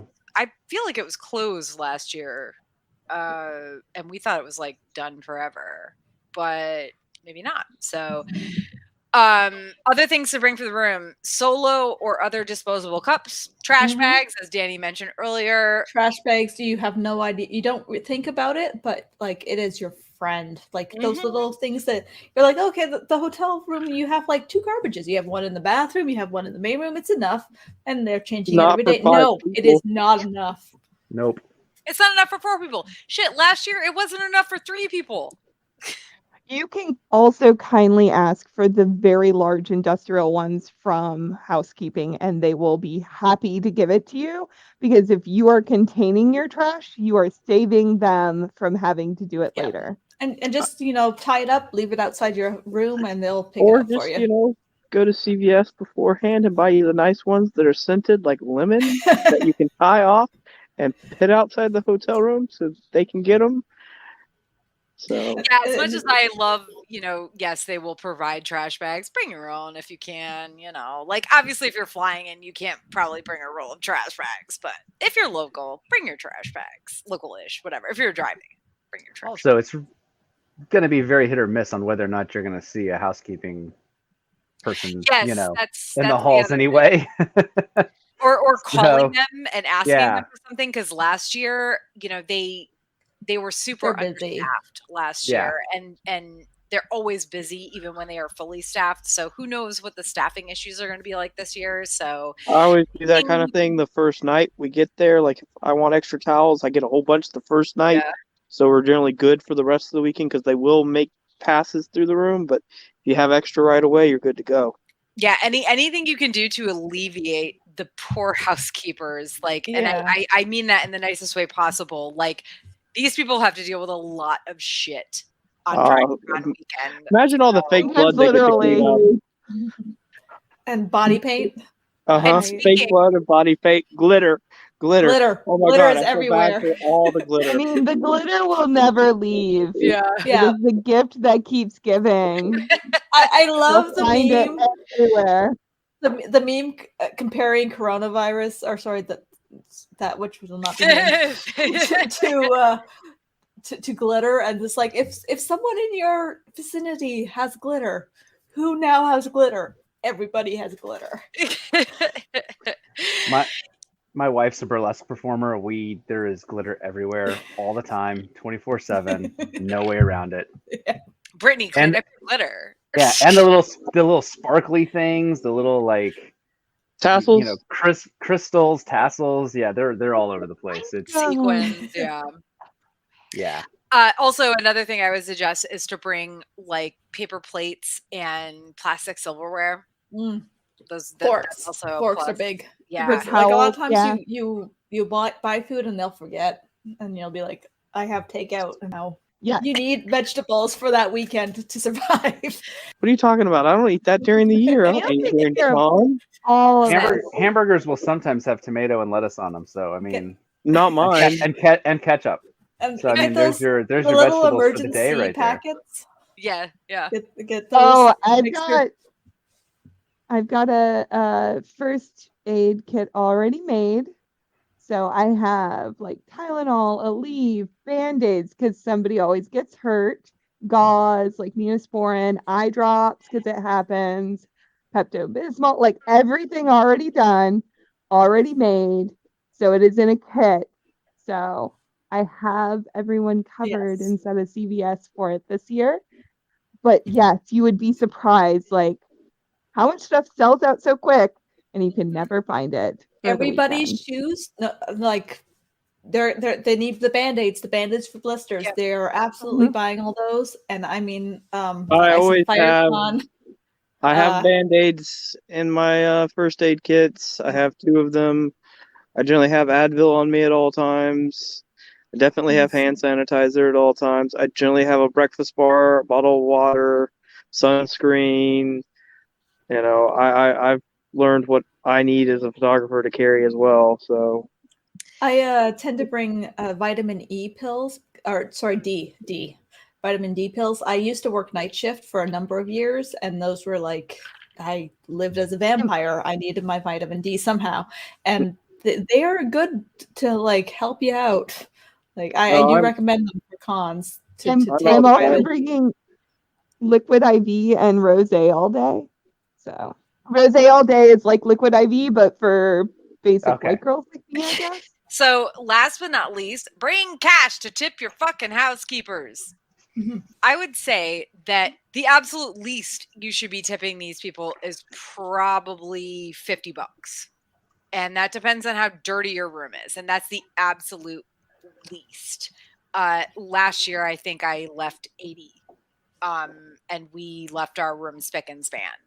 So bring cash. And if you're rooming with other people, talk to them beforehand and say like, hey, we're all going to chip in, $30, $40. And that's on the last day too. So that's not like daily, because like a lot of people, they just like, hey, don't even bother. Yeah, no, we usually are just like, stay the fuck away from our room. We don't want you here. Like, but bring us some new towels maybe, but we don't want you here. We'll put the trash outside. Don't come make our beds. We don't care about toilet paper. Yes, well, we call for that. Bring your own. Bring your own, because the hotel stuff is trash.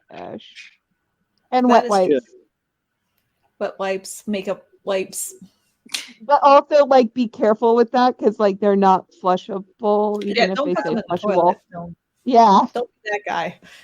But yeah, definitely make sure that you talk with your roommates if you have them, and that you guys discuss what you're tipping your housekeepers at the end of the week. It might depend on how messy you think your room is going to get in terms of like whether you're body painting, whether there's going to be glitter, et cetera, whether or not they come and clean your room or do whatever during the weekend is one thing, but at the end of the weekend, they still have to clean that room, and you need to think about how much of a mess you have made, and also how many times you have called them for extra towels and toilet paper, et cetera, et cetera. So tip your fucking housekeepers. Now, parking. This is like... Okay, because I was not prepared for this. Yeah, this is the last informational thing we'll do before we get into like fun things we're doing at the con this year. Host hotels are valet only, all of them. And prices have skyrocketed because I think, Ashley, the last time you guys were there, it was like $35 a night at the Hyatt. It was not 50, that's for sure. Yeah, it is 50. Well, here's what you can do. Okay. If you're doing a car, park it at one of the MARTA stations. It's $6 a day. And you can do that overnight? Yes. Because you can leave it for weeks. But you don't want to do that if you're bringing a whole bunch of shit, which is so it's great for you if you're coming in without a bunch of cosplay stuff. Like if you've got a small amount of stuff that you're bringing that you personally or you two or whatever can carry, that's fine. It's not going to work for you guys. There are several other options. There's the SunTrust parking garage, which is between the Hyatt and the Marriott. And that is a safe parking garage. Amazing. I don't know. What was it last year, Jenna? $20 a day? $25 a day? It was $25 a day, but what I like is that I can get to it from the Marriott and the Hyatt. Right. Am I cutting out again? My question is, because we're staying there, so we're not driving back and forth. So is it okay to park there and stay and like not touch the car for a number of days? Yes, that is, and I do. I only go in and out usually on Wednesday or Thursday, just if I have to up supplies or do something last minute, and then I leave my car there the rest of the weekend. Something I recommend for everybody too, if you're going to park like close but not there, try to bring your own like dolly truck, like wheelbarrow system, whatever it is, folding cart that you can do. Because it saves, because luggage carts are the worst to try to find during the con. And then you also have people who will dump over your cooler at the Marriott, and it'll be awful anyway, and your beer will be all shooken up like Kara had 2 years ago. And you're going to be tipping twice if you're getting a luggage cart. Like you're tipping the person who puts it onto the luggage cart, and then you're tipping the person who brings it to your room. So that So that we is got a a thing they lovely do. one from Costco. So it literally is a dolly that folds I- into a cart, and it's amazing. I ordered one of those expandable cards. This year we're not doing a lot of cosplay, but like any other year other than this particular year, we'd be doing a shit ton, like twice as much as I'm doing this year. But this year we're cutting back a little bit, so we might be able to fit everything into suitcases, but normally we would not. Yeah, but for sure, we'll definitely talk about that, like our personal things that we have to figure out. But Okay. yeah, I will there look is into that Sun Trust building thing because $50 Yeah, is a lot for it's the amount of nights we're staying. it's insane. And Here's the other thing you can do is you can always, if you're driving in, you can pull up to the hotels, unload, and then the further away you get from the Dragon Con center, the cheaper the parking is going to be. Well, that's why I said MARTA. You could park at And yeah, MARTA. MARTA would be one, or even if you wanted to stay in a deck with it that was walking distance, if you wanted to be able to get to your car. I've also You heard could- the horror stories of people's cars being broken into, like multiple people. You stick with a deck, it's okay. I wouldn't park in any of the lots. Your car would be safe in a parking deck. That said, when you're checking in or checking out during prime times, which would be Wednesday after like probably 2 p.m. and if you're checking out Monday before 2 p.m., it's going to be real tough to get to pull your car in front of the Hyatt and get your stuff loaded in. Like, they're going to be jerks about it. I hate to say that, or it's at any of the hotels really, but personally, I have dealt with them being huge jerks about pulling a car in during prime check-in and check-out times. So there's also like Spot Hero. That's the thing where it's like something that people always push, and I do not fucking suggest it because I used it for MomoCon in 2019. And first of all, when I booked the spot, it was like, here's, I was like, what's the closest lot to where I'm staying? And it said I was like, it pinged one location, but when I actually booked it, it was like 1.5 miles away. So, okay, fine. I found a friend to drive me over there, whatever. Well, you pay it up front and it's super cheap, but I got back to my car and I had a boot on my tire. I had everything, like I have my reservation thing displayed in the window and whatnot, but even though there were no markers about this, by the way, there were no markers. The lot was like split into 2 areas. And when I say there were no markers, like the parking spots weren't marked, nothing was clear. It was like Spot Hero just says, this is the lot you should park in any open spot. And I get back to my car and there's a fucking boot on my car. And it's like Monday, Memorial Day. And I'm calling them and there's nobody there. Nobody's answering because it's a holiday. So my suggestion is don't fucking ever use Spot Hero. Like, fuck I that had issues shit. with Parking Panda too, like getting in and like what they give. That was the same. Yeah. Spot Hero was Parking Panda originally. Yeah.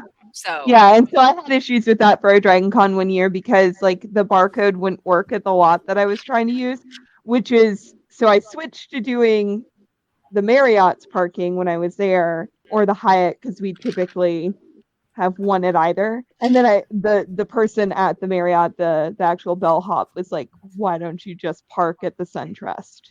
Like you can literally walk anywhere you need to. You don't get in and out, but as long as you're not leaving like 10 times a day, like you're fine. all right, now on to fun stuff. Personal highlights. Personal Cosplay. Is anybody else doing panels? Like, What are panels?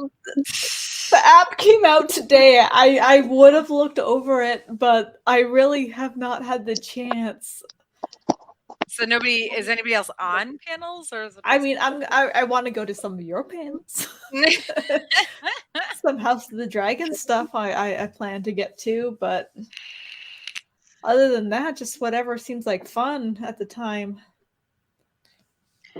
So I've got a whole fuck ton of panels. You do panels like I do shoots. Yeah. Friday at 1 p.m., I'm on a game of spin-offs where we'll be talking about all the possible spin-offs that will happen for Game of Thrones.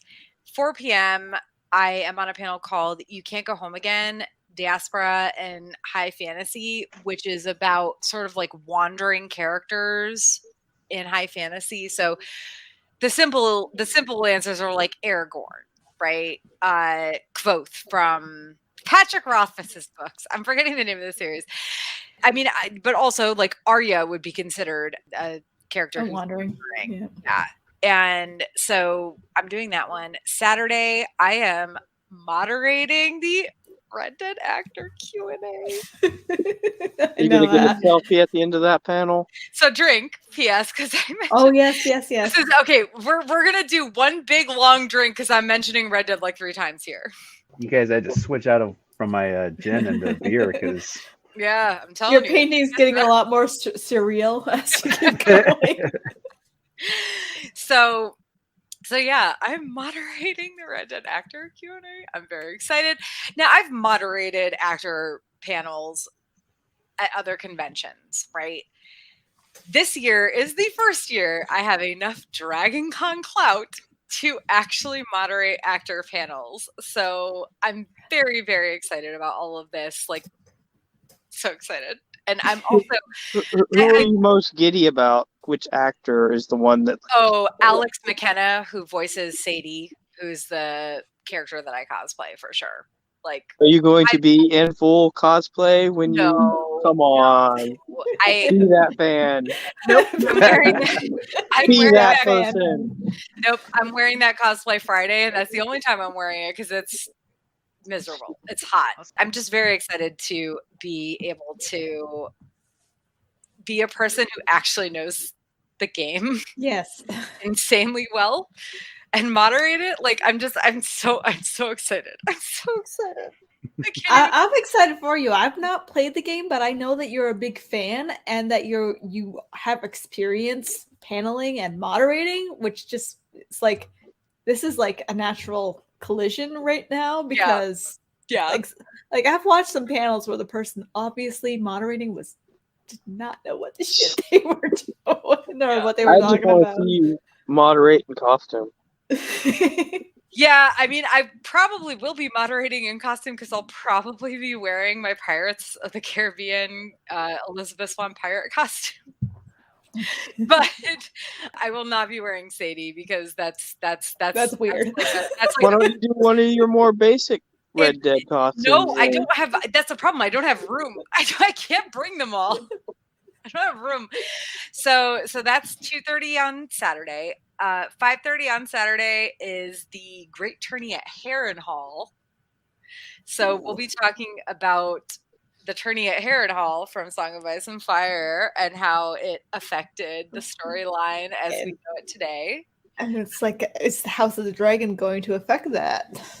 Yeah, I mean, I will say that for the high fantasy panels are in Marriott L 401 to 403. It's the same level as Starbucks, and they're kind of in the back corner. The room is not very big. And if you want to see a high fantasy panel that might be popular, you need to line up, I would say no less than 30 minutes before, but really I would say more than that. See, I'm okay, as a Game of Thrones mega nerd. I'm like, are people into this at this point? Because the show has not really been out yet. It's based more on the book stuff. Because like Game of Thrones is one thing, but our Song of Ice and Fire panels last year, when it was way fewer people at the convention, they filled up.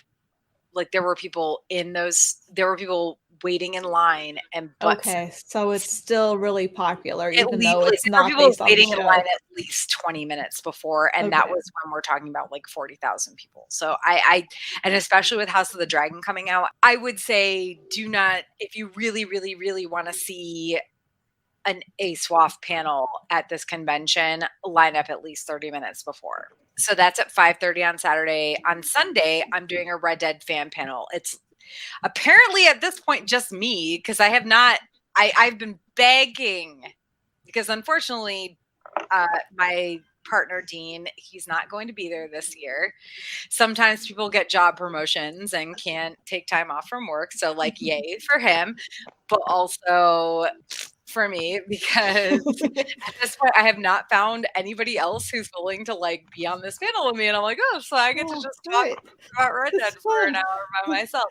So that's at 2:30. That's at the Westin. I think it's Augusta E through H. 5:30 p.m. I am on the House of the Dragon panel.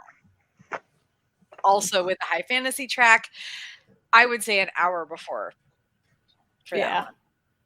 When it's show specific, that's well, and especially because the show is literally premiering tomorrow. I'm sorry. This is really I know, I'm very excited too. So, and then at 8:30 on Sunday, I am hosting Blackwater Squares, which is a Red Dead themed Hollywood Squares. So I looked at the app because I've kind of been back and forth with the track director about who's going to be involved. I know for sure that Rob Weedhoff, who is the actor for John Marston, and Benjamin Byron Davis, who's the actor for Dutch, and then Roger Clark, who's the actor for Arthur, are definitely on this thing. The last I saw, it was scheduled for this tiny ass room, Augusta E through H, in the Westin from 8:30 to 10:30 on Sunday night. So if you've never watched Hollywood Squares, let me tell you, it's going to be hilarious. I was hoping I could, and I might still try to wear one of my silly, obnoxious Red Dead costumes. But honestly, I also think that I don't have it in me, and because I'm going to have to be really on point and there for this as a host. So the whole game is to, if you've never seen Hollywood Squares, there's 9 people. They're not going to be sitting stacked or whatever like they do in the actual show, but we're going to have a game board where you know who you're asking questions of and everything. It's going to be really fun. It's basically just a very extra trivia game, and I was told to come up with 50 to 60 questions, which is hilarious because originally I had come up with like 38 questions and I was like, is this enough? And Kevin, who runs the video gaming track, was like, you probably need 50 to 60. And I was like, shit. So I eked out 12 more. And now I'm like, I have to somehow within the next week and a half eke out like 10 more. And it was already getting hard because they're very specific, right? And I'm trying to, because the thing is, like, not everybody knows the game like I do. So could I come up with 60 questions? Absolutely. But they're going to be hard as fuck. And the whole point of Hollywood Squares is that the contestants pick a square. Ask Google. Well, no, but yeah, no, Google is useless with Red Dead trivia. The whole point of Hollywood Squares is the contestants pick a square. I ask the question, and that square has to either give the correct answer or an incorrect answer. And the contestant has to then determine whether that answer is correct or incorrect, right? So I'm trying to come up with questions where people could either give a correct answer or a very good incorrect answer. This is not easy. This has been I've tried to make Game of Thrones trivia and it's like, oh, okay, no. I have made a fuck ton. Trivia is really hard. Game of Thrones trivia is not easy. Yeah. This is like that times 10. So I have spent probably 20 hours trying to figure this out, by the way. I am very proud of some of the questions I've come up with. Very proud. Some of them are so good. Like I've got this, like there is a Romeo and Juliet side mission in Red Dead 2 where I literally had this whole 2 houses, both alike in dignity and fair, whatever, where we layer. Like I have been very smart about this, but also eked out the last 12 questions, and now I have to come up with 10 more somehow. Anyway, so that's 8:30 to 10:30 Sunday night. And then Monday, I am at 1 p.m. moderating a Fear the Walking Dead actor Q&A. So I've been involved with the Apocalypse Rising track for a long time. And I had messaged them and said, like, hey, I can do a couple of these panels, but I don't know about timing or whatever. And instead of putting me on a fan panel, she was like, oh, well, can you moderate this Fear the Walking Dead panel? And it's got John Dory Jr., Morgan, who is also on The Walking Dead, and I think it might just be the two of them. But and again, I get to moderate another guest panel. You are the next generation. Carolyn, the next generation. Anyway, okay, so those are my panels. I did notice that Kevin, other activities that you're doing other than just general cosplay. No. Okay. Easy. No, Okay. Well, we can go into cosplay, so you can start with the cosplay because you haven't talked in a while. You've been busy painting. By the way, what is it Amazing that you're painting? So this it's a Viper? Yeah, so hold on, so that's what I've been working on. It's the Viper. Will be available for auction after. No. So I'll probably wind up redoing the ship a little bit when I'm, not when I haven't been drinking. No, not allowed. I want the drinking version of the ship. Okay, like everything I do is oil, so it needs to dry and that kind of stuff before I can put details and stuff in. So, but I will continue to drink after it's dry and I can put in the details. So that way you kind of still get it. I should have said that one of your drinking rules was that every time you mention BSG, we would all be dead. So no, that's pretty much I have a couple of just minor cosplays. Like we always throw stuff together at the last minute, like literally the last minute kind of deal. Amazon Prime is my friend, where it's like, okay, we've got to be ready to leave on Wednesday. So if I can order stuff by Monday, I should be okay enough, and then I can combine enough things together. But I usually do the past couple of cons I've been to. I've done I've dressed up as Bob Ross and done a live painting at one of the hotels. So Ross, drink. Mm-hmm. How many Deadpools said hi? A lot, actually.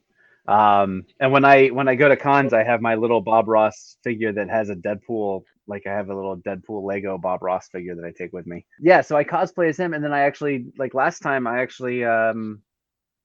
did a live painting while I was, sitting there, and I'd sit there and just paint, happy little trees and mountains and that kind of stuff. And I think the actual final painting, I was in touch with the charity people, and they auctioned it off for the Dragon Con charity for a couple $100. So, good. So I'm gonna try to do that again this year on Thursday or Friday, I think. So we'll see how that goes. But that's pretty much the only costume plan that I have set in stone. Really, everything else is just kind of like up in the air. Other than Battlestar, I guess, right? Yeah, I have a couple of Battlestar ones, but the other problem is we moved a couple of months ago, and I kind of know where all of our stuff is, like all the costumes, but I kind of don't. So we're gonna see. We're gonna, But again, we got like another week and a half, so I've got plenty of time to, figure things out. I got one more full week of work. Yeah. Find out where everything is. It's fine. Yeah. So we'll be good. Funny. Well, I know, Danny, you don't cosplay. What about you, Jenna? What are you doing for cosplay? What are you talking about? I cosplay Danny Hunter, the photographer, all weekend. I have a few, and we're gonna drink a little bit now because the first one is I redid Squirrel Girl. So my daughter has fell in love with Marvel Rising. If you can't tell, she started watching the series, and so the Doreen Ellen Green kicks ass on this show, and I really like the fact that it's like a more modern version than the comic book version of Squirrel Girl that I've done in the past. So I have decided to redo it in that theme, which also led into the like lower key like high school Squirrel Girl Doreen that we're doing together because Tara's doing Gwen Stacy. So it kind of led into that. I'm tweaking a lot of the things that I've had in the past and redoing a lot of new things as well, which is great because the Rona has not been kind to me as far as I've worked from home. I've been a little bit more lazy, so things from 2018 don't fit me as well. So doing something new has been great. Yeah. It's been great. And then it also gave me the opportunity, like I said, to make a ton of squirrels, which I love, love, love. I think it was 2020. I got my Prusa, which is amazing. Love it, love it, love it, because my husband no longer wanted to lease out his printer space to me. So he got me my own. So I'm doing that. So I'll actually have 3 versions. So I'll have actual Squirrel Girl, Marvel Rising Doreen. I'll have like high school Doreen that we're doing low key on Sunday. And then I recently started doing D&D, and my character in D&D is Squirrel Girl as a ranger because why not, right? So I am bringing my rendition of Squirrel Girl as a ranger also with me. So I'll have 3 with me. So we have lots of drinking, Tara, that you have to catch up on. And other than that, I'm doing a glammed up Beetlejuice. Squirrels. Yes, I have lots of squirrels. I love squirrels and foxes. Squirrels and foxes are like amazing. If we did every time you said the word squirrel, we'd be dead. So Probably. yes, a couple real long drinks for all of Jenna's squirrel talk. Yeah, lots of it. And then so again, I'm doing like a glammed up Beetlejuice. So I found a really cute dress and have the wig and Are you doing musical or movie? More movie, because like I redid so things are really hard to get a hands on when you find something that you love that is a commercial product. I've learned with certain fandoms, and Beetlejuice is one of them. So I've kind of made my own. So like for instance, there was a Michael Keaton silhouette cameo necklace, and I was like, oh, it's sold out and it's going for $300 now on eBay. No, thank you. It was $20 buying it new, so I made my own. Same with like, sand snake bangles and things like that. So I started doing that. I did finally get my hands on the recently departed book purse. So I'm not making that one, but it has opened my eyes for some new ones. And I do have amazing seats for the local Broadway musical next year here. Yay. Yeah. And then I'm bringing back, we talked about, so I've done it in the past, but I'm bringing back the Moo Doja Cat music video, like her OG like thing, because it was a lot of fun to wear. As far as like, I like cows. I'm from Wisconsin, so it kind of goes hand in hand. Like, so why not? So I have that, and then all the little cute plushes that I'll bring out with me. And then I had one for Bunny Hutch, which I guess we'll drink. I think that's another drink. Yep. First time we mentioned it. I had a death from the comic book version of Sandman, but I'm hesitating now because I just learned, even though it's been around for 4 years, there's a onesie party at the same time, and nobody told me about this. There's a onesie party? Right? Like a kigurumi? Well, my brain went to Trace has an awesome taco cat romper. That is a party. Yes, that counts. Sorry, guys, drink. It's been around for 4 years. I didn't know it existed until I looked at the Dragon Con app today, and I was like, wait, this sounds more fun, because I've had trouble getting. So unless you do the competition, which I have done the competition just to get tickets before for Bunny Hutch, it's hard to get into. The line is huge. I've done it once, and I probably won't ever do it again. What, the Bunny Hutch? Yeah. Yeah. I've never had an issue. but I know You're a photographer. It's a little different. So I try to get friends in. Oh, really? Yeah, So it's when It's long. Even if everyone's in costume too, like it's all bunnies in the lineup Oh no, too. no, I go. Right, and so I've never had an issue getting in. but you're a photographer, it's a little different. Same, like that's why I learned the trick was even if I wasn't wanting to compete, go ahead and put yourself in the competition because Just to get in. everybody in your Wow. group gets a ticket in and a +1, and you get to skip the line. So learning the tricks right here. I this should waited have in been in line. tricks and I was tips. gonna say, and enter the bunny hutch just to get in. Yeah, but that's when I like started looking and I was like, 'cause normally like the 8-bit ball is around the same time, and like when I did stuff that kind of fell into that, it worked out. Like I did Link as a bunny one year and didn't get it into the party because I didn't do the cosplay contest, and so we ended up at the 8-bit ball and it was great. But no, for me, I was like, ooh, onesie party. It's only 4 years old. Heck yeah! Like I got The onesie. big question We've is done it at the onesie Westin or stuff. the Sheridan? Because No, I don't think it's at either. I think it's at the Hilton or the Hyatt. Hold on, let me look. I am intrigued. What night is it? Yeah. It's the same time as the Bunny Hutch Thursday. on Oh, Thursday. okay. Mhm. Okay.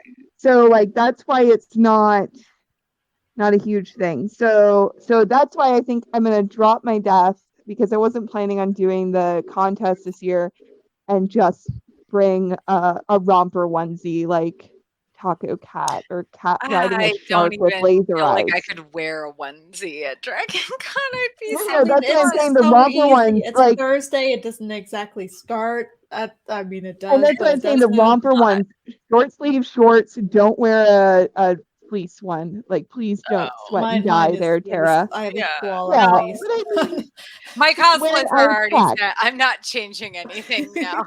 Yeah, I done too haven't much. picked a Thursday, so that's why I'm like, ooh. right. And that's how I kind of came across it. So, no, you're right. It is at the Westin Chastain at 7 p.m. That involves walking. It Yeah, does. it's like a block and a half. Everybody acts like the Westin is so across the fucking street. far. It's like a block and a half from Like, my end. You Tree can take an Center and, Uber to like, the walk Westin. across. You can take an Uber for a block and a half. You'd be waiting longer. That is honestly, that suggestion is drink worthy. Making that left-hand turn will take longer than it takes to walk. Yes, but you'll be in Just AC. use the bird scooters. You'll be fine. Oh God, don't use that. So, Ashley, what about you? What cosplays are you doing this year? So many. Well, not so many this year, actually. Compared to previous years. I am usually a very big cosplayer. I usually have 2 to 3 cosplays per day, like an evening and a daytime, and then plus a simple night, like party costume. This year, none of that. I'm just throwing it all out the window. I'm going easy. Except for the fact that I decided to make them all within 1 month. And that was a mistake. Because usually I start my cosplay process in like May. So I'm only doing 4. Okay, so I have a Eurydice from Hades Town. I'm a big musical nerd. So we're doing that group. We haven't actually decided when. It's just kind of a whenever. We're all free. So that's happening sometime. Final Fantasy 14, that is my thing. Like I love MMOs. I got into Final Fantasy 14 a couple years ago, and it's just been like a huge thing for me now. So I'm doing one from that. I'm doing Logrith Gaia costume. Probably means nothing to you people. My husband, on the other hand, is doing the fangirl, like, drop your panties, throw them at him, like, and my husband's shy, which makes me laugh at this situation. He's doing Emmett Self, which he's shy, but the things he cosplays are like he is cosplaying the thing that every, like, the guy that every girl wants in this fandom. So he's doing 2, as he does, 2 Emmett Self cosplays. He is doing the you see it behind me, the Emperor Soulless version, but he's also doing Ancient version. So he's got 2 of those doing both Saturday and Friday. And I'm just gonna be like okay, I'm just gonna watch and see what happens. I'm just gonna watch him be awkward and laugh because he's done David Bowie, Jareth from Labyrinth before, and watching like everybody come up to him and want pictures with him has just been like a highlight for me. I'm like, yes, I'm married to that. Everyone wants him, but I'm married to him. So I love that. So he's doing that for 2 days. I'm doing just Logarith, a simple ancient version. On Saturday, I am doing Fire Emblem 3 Houses. It's the Nintendo Switch game. I have not actually played it. I've been watching a playthrough of it because, get familiar with it because all my friends are doing Fire Emblems. Like all the people who go to Ice and Fire Con, there's a huge group of them. They're all doing this one group. And I'm like, I want to be involved in that group. So I got into that. So I'm doing Bernadetta, which is the shy girl, because I am actually shy in real life. And yeah, that's going to be interesting because I am watched the playthrough. I'm sort of familiar, but I'm not like anywhere near an expert on it. And like I'm part of their Facebook group, and they're just like talking about all these different pairings and like, what if this person was with this person? What if with this? I'm just like, I hope nobody wants a photo shoot with me with one person because I have no idea what's going on. If you pair me with this person, I'm like, I don't know. I know there's a lot of shipping going on in this group, but I mean, like, I enjoy the game. I wish I could, just buy a Nintendo Switch just to play it, but like that's ridiculous to do that.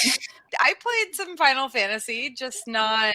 The MMO is a commitment. It is like 10 years of story and a subscription. I understand that like a lot of people who are in the Final Fantasy community have not played the MMO version. You're missing out. You are missing out. Okay, so Friday, I'm doing Final Fantasy. Saturday, I probably do half Final Fantasy and then going into Fire Emblem because that's what the whole group's doing. Sunday, I'm doing Suicide Squad, which is, I'm doing Ratcatcher, and my husbando is doing Javelin. He looks exactly like the actor. Like, it is crazy. Like him and the Javelin actor, you're just like, oh yeah, obviously you got to do that character because he looks like one for one like that character, and that's kind of how we got pulled into that. I was like, well, you look exactly like the person, so you have to do it. And I'm like, well, what character can I do? And I'm like, I have a wig that looks like that. And then that was my deciding factor, was that I didn't have to buy a wig, so I ended up doing Ratcatcher for that one. Which you used an ermine for, right? Yes, my rat is an ermine. I put I had a bronzer, and I'm just like, I'll just put some bronzer on it because I don't actually want to dye it because I like my ermine. But he looks so cute. He's got his paws up like this, and he's an adorable. So it's like, I'll just put some bronzer on him, and maybe if he's in the pocket, you won't notice that his tail is not a rat tail. Listen, so and you guys, none of you other than Ashley and I will understand the ermine thing, but it was like a GIF that was popular on Facebook in maybe 2015 where there was like an ermine popping out of a stump, right? And it was super cute. And Ashley's now husband, Keith, was like very anti this ermine GIF for some reason. So it became a huge joke at Ice and Fire Con that ermine, like Keith hated ermines. So, or was it must have been 2014. It was before we even started dating. Or it might have been the year we did. It was 2014. So at Ice and Fire Con 2015, like several months before, when I'm putting out the schedule, we actually put out a joke schedule where everything was just ermines. And then at the convention itself, a bunch of us wore ermine kigurumis, and which these things they're not easily purchasable. Also, stuffed ermines aren't easily purchasable. Like actually, that ermine, that stuffed ermine that you have is worth like $40 now. Stupid. Like I had the cutest little ermine, and my dog got a hold of it and chewed it all up. Still don't know what an ermine is. It's a snow weasel. Okay. It's a weasel. It's a weasel Okay. that is like a northern. It's like a northern like snow weasel. Like royalty would like, because of their tails. When you see those white furs with the little black on it, that's the tails. Yeah, Yeah, when royalty wear those like cloaks or whatever that have the white with like the Right. black tips on it. Yeah, that's like 35,000 dead ermines. I mean, that's Yep. you know, I'm that's hyperbole, but yes, that's a fuck ton of dead ermines. So anyway, that year at Ice and Firecon, we all wore ermine kigurumis, and also our friends made like cardboard ermines, and we bought ermine stickers, and we like put them all over people's cars and stuff. It was a thing. It was a thing. it was a good and bad year. I feel bad for Keith's car that we put. It's fine now. Anyway, all right. So Yes. is that the last of your cosplays? I think so. Yeah. So I got really hyper there for a moment there. So okay. No, it's fine. Ophelia from Hades Town. My husband's doing Orpheus, and then our friend's doing Hades. We're hoping to find others in Final Fantasy 14. Keith, my husband, is doing Emmett Silk, but his other name is also Hades. So we're trying to find like a group of Hades of different costumes just to do the pointy finger Spider-Man thing. You know, like you're Hades, and only people in the know will get it because we're giant nerds. So I'm gonna do ancient version of Logrith. He's doing ancient version Emmett Silk on Saturday. I might do Logrith at the beginning. He's going to do the actual Emperor version of Emmett Selk. But I'm also doing Fire Emblem, so I'm going to be going into Fire Emblem Bernadetta. Some friends have an extra school costume for Fire Emblem. We might throw him into one of them. Maybe he might just want to hang out with his cooler Final Fantasy friends and just be like, fuck you guys. I'm not exactly sure. He's not really excited. He doesn't know anything about Fire Emblem. So he's not excited about being pulled into this thing. Nonsense. He's just like, but he's Keith, so he's like, whatever. He's like, all right, I guess I'm doing this now. And then on Sunday, during the daytime doing Suicide Squad, we have a group. The Suicide Squad, I should clarify, not the good version. And I'm doing Ratcatcher with an ermine with a cute backpack. It's really cute. I'm gonna give him a pretty leaf so he can hold a pretty leaf to give to people. And yep. So for me, I have 2 surprise costumes. I have Red Dead, obviously. Sorry, guys, drink. I'm doing Elizabeth Swann's pirate outfit from the second Pirates of the Caribbean movie. I'm super excited about it. This is something I've wanted to do for a gazillion years. I'm still like meh because I never got the right color for her coat, so the coat color is like not perfect. But the rest of it's gonna be perfect, so it's fine, whatever. I don't care.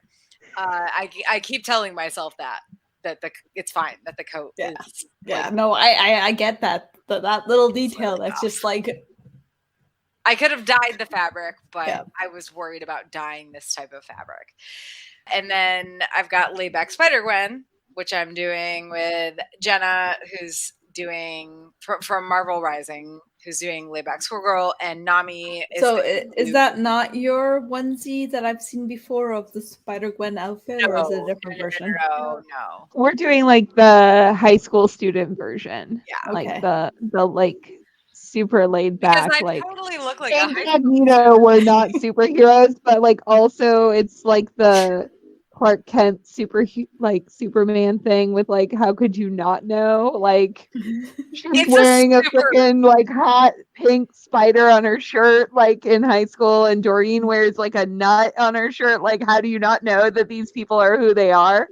So and Nami is supposed to be joining us for that too. I don't know if hers is going to be like as exact as Jenna and I are making or trying to make ours, but to be honest, it's a comfortable costume that I had like at least half the pieces for ahead of time. So that's a plus.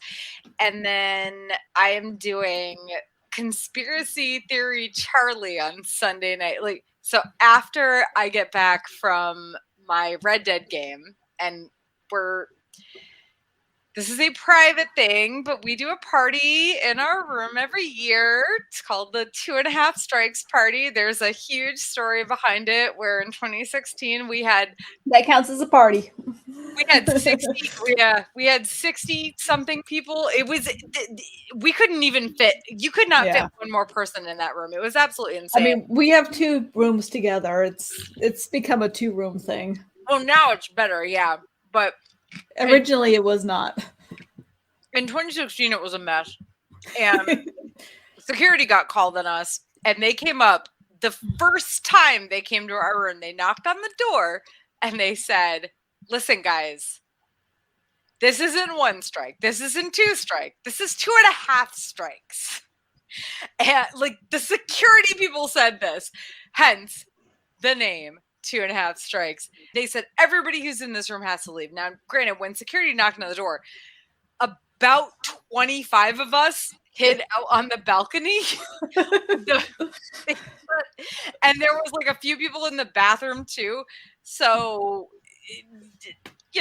so now it's been the 2.5 Strikes party since 2017. That was the first official year. We always theme it after something from the year before. And this year it's a meme theme because I could not tell you how it came to be this theme from last year because it was a vague drunken conversation where we were talking about Loki and shit. But it's the multiverse of meme-ness where the whole party is meme themed. And so I am doing Conspiracy Theory Charlie. Now, I am not wearing a beard. I will pin my hair back into like a tiny bun and make it look like I have short hair. But I'm very excited to be. I bought the blue shirt and like a stupid wide tie, and I'm gonna wear some khakis, I guess, and I have fake cigarettes, and I'm gonna be conspiracy. We haven't figured out how, but we're going to have a lot of red yarn connecting various places throughout the room. Yeah. Without damaging anything for anyone. Just get one of those poster boards and attach it to your back, and then you can put the yarn all over the back. Oh, we have like 20 we have like 20 things going on, but this is a private thing that you cannot get into. No offense, anybody who's watching this live or listening to it as a podcast, you cannot get into unless you actually know us. Sorry, not sorry. As I said, rooms have a capacity. So. Yeah. I thought it was funny the first year I walked into that. I was not expecting for me to know so many people in your hotel room. Well, the first year you came, I think it was the Zelda year, where we had a piñata filled with rupees. So parties. The only party I am planning on is the aquarium. I'm going for the first time ever. And I know you've been, Ashley. I have. It's been a bunch of times. Okay. I've been not during Dragon Con. My recommendation is to go right when it opens. Because if you don't have a VIP pass, it gets crowded real fast. VIP. Oh, okay. Like if I was ever to go again, I would get the VIP pass because it gets so crowded.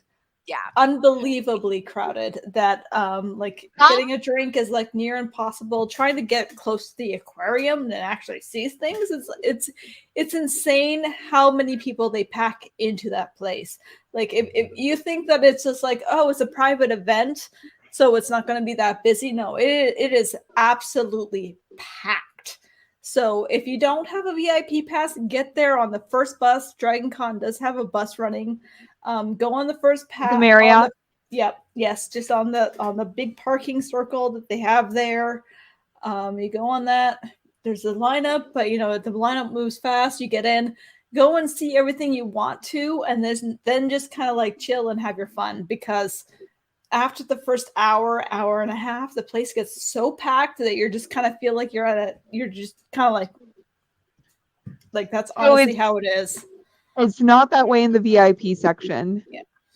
So you will get 2 private viewing areas of the belugas and the main tank in the party area. And so it's not as crowded, and you get the drink lines are long because they're included in your ticket price. So keep that in mind, but you can always find one that's less. Last year, they did not do the otters the way that they had done in the past. because they normally only do 1 or 2 showings of the otters, the sea otters. I don't know if you've seen them, Ashley, before, but they always, so in the past they did it was a Harry Potter themed sea otter show. Yes, I saw that one. So last year they did not do it at all, because we went again last year. I don't know if they're going to bring it back, but they only do like 1 or 2 showings of it. So like if you want to see it and you haven't seen it, you need to go early, like you said, to it. And then other than that, it's just anybody who has lights on their costumes, be cognizant. As far as like shark tanks, you can't have them on. So if you're going to go look at them, they have to be off. Don't have any like LEDs, any lights, anything glowy, because it does interrupt them if you're there at night. And then otherwise you get pretty good shows and views. They've changed how much you can take out of the VIP area to other areas, 1 drink only. You can't like double fist it. So keep that in mind as far as what you're eating and drinking before you leave the area if you're worried about it. And FYI for the aquarium, from like the Hyatt, it's not even a 10-minute walk if you're not in a, cumbersome costume or anything like that. So if you don't want to deal with the buses or anything like that, you can make that walk fairly easily. I don't know if I would walk back at night, I think we took an Uber home, but yeah, walking there is definitely a doable thing as long as you're not in a cumbersome or awkward costume. I mean, having taken the bus there, we got on the very first bus that left. It was fun because you're all there as a group. We had, people love school buses. You have sing-alongs on the buses. Oh my God, was it a school bus? Yeah, it was a school bus. Oh, it was cool. That's the last time I thought was a charter bus. Yeah, you are waiting in the lineup for a little bit for them to, figure out stuff at the door. But like the lineup there, it's one of those fun lineups. Where everyone's there for the same reason. The bus on the way there is great. The bus on the way back was unreliable last year. I can't remember if I might have taken an Uber back. So I think that's what we ended up doing because we walked there last year, and then I think we Ubered back because the buses forgot about people. So, yeah. Yeah, I feel like I would probably just take an Uber back. But yeah. I'm really excited. I've literally actually never been to the Georgia Aquarium. I bought the VIP pass when I was like, I got money right now. I'm buying the VIP pass. And then she convinced everybody to buy with her because we were going to skip it this year. And she's like, hey, come on, let's go. And it was like, I guess, okay. Yeah. If you're down at Dragon Con from out of town and you're there for an extra day or something, just in Atlanta, the aquarium is definitely one of the places that, if you didn't make it for the Dragon Con party, you can head up during the day, and it's not nearly as crowded and is actually a lot of fun and probably one of the better aquariums I've visited. Oh, it's like the second largest in the country. Yeah. And on top of that, I say spend the extra $15 if you're going to be there and do the VIP backstage pass if you're going during regular hours. So you actually get to see behind the tanks. You'll get to see them feed the whale sharks, which is really cool, where they grow the coral and also where they get to treat the animals and stuff as they do intake and stuff. I think the only aquarium in the United States that rivals them is San Diego. And that's it. We are a huge rescue aquarium there. Any other parties that you guys are excited for, official ones? I didn't know that existed. Who knew? I'm not going to go to any parties other than the Dragon. I'm still so mad that the 2 years we got a Game of Thrones party, and we don't have one this year. Your audio is totally trash. They couldn't get anybody who could run equipment correctly. Yeah. I'm still so upset about that because the thing is the DJ that did that party was somebody I actually got into the convention, and he did other parties in other ballrooms without a problem, but it was only that one where the audio would not fucking work.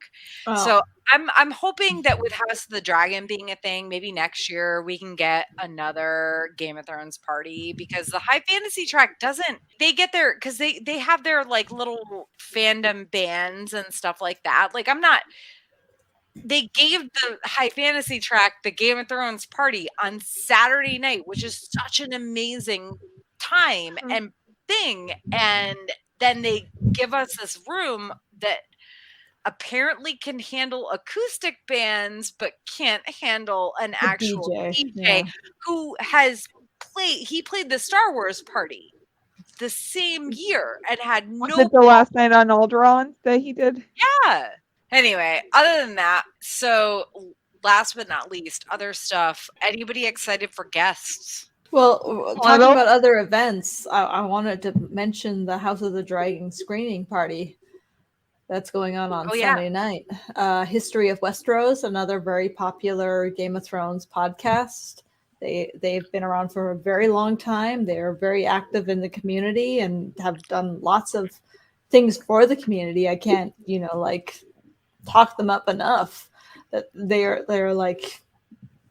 amazing people, and they went out of their way and they rented out a theater, the Plaza Theater. Yes, and they are having a cosplay contest. So let me just look at the site to make sure I'm not getting things wrong. Yeah, if you definitely look into, they posted it in the Game of Thrones at DragonCon Facebook group for sure. That's the public group that they posted it in.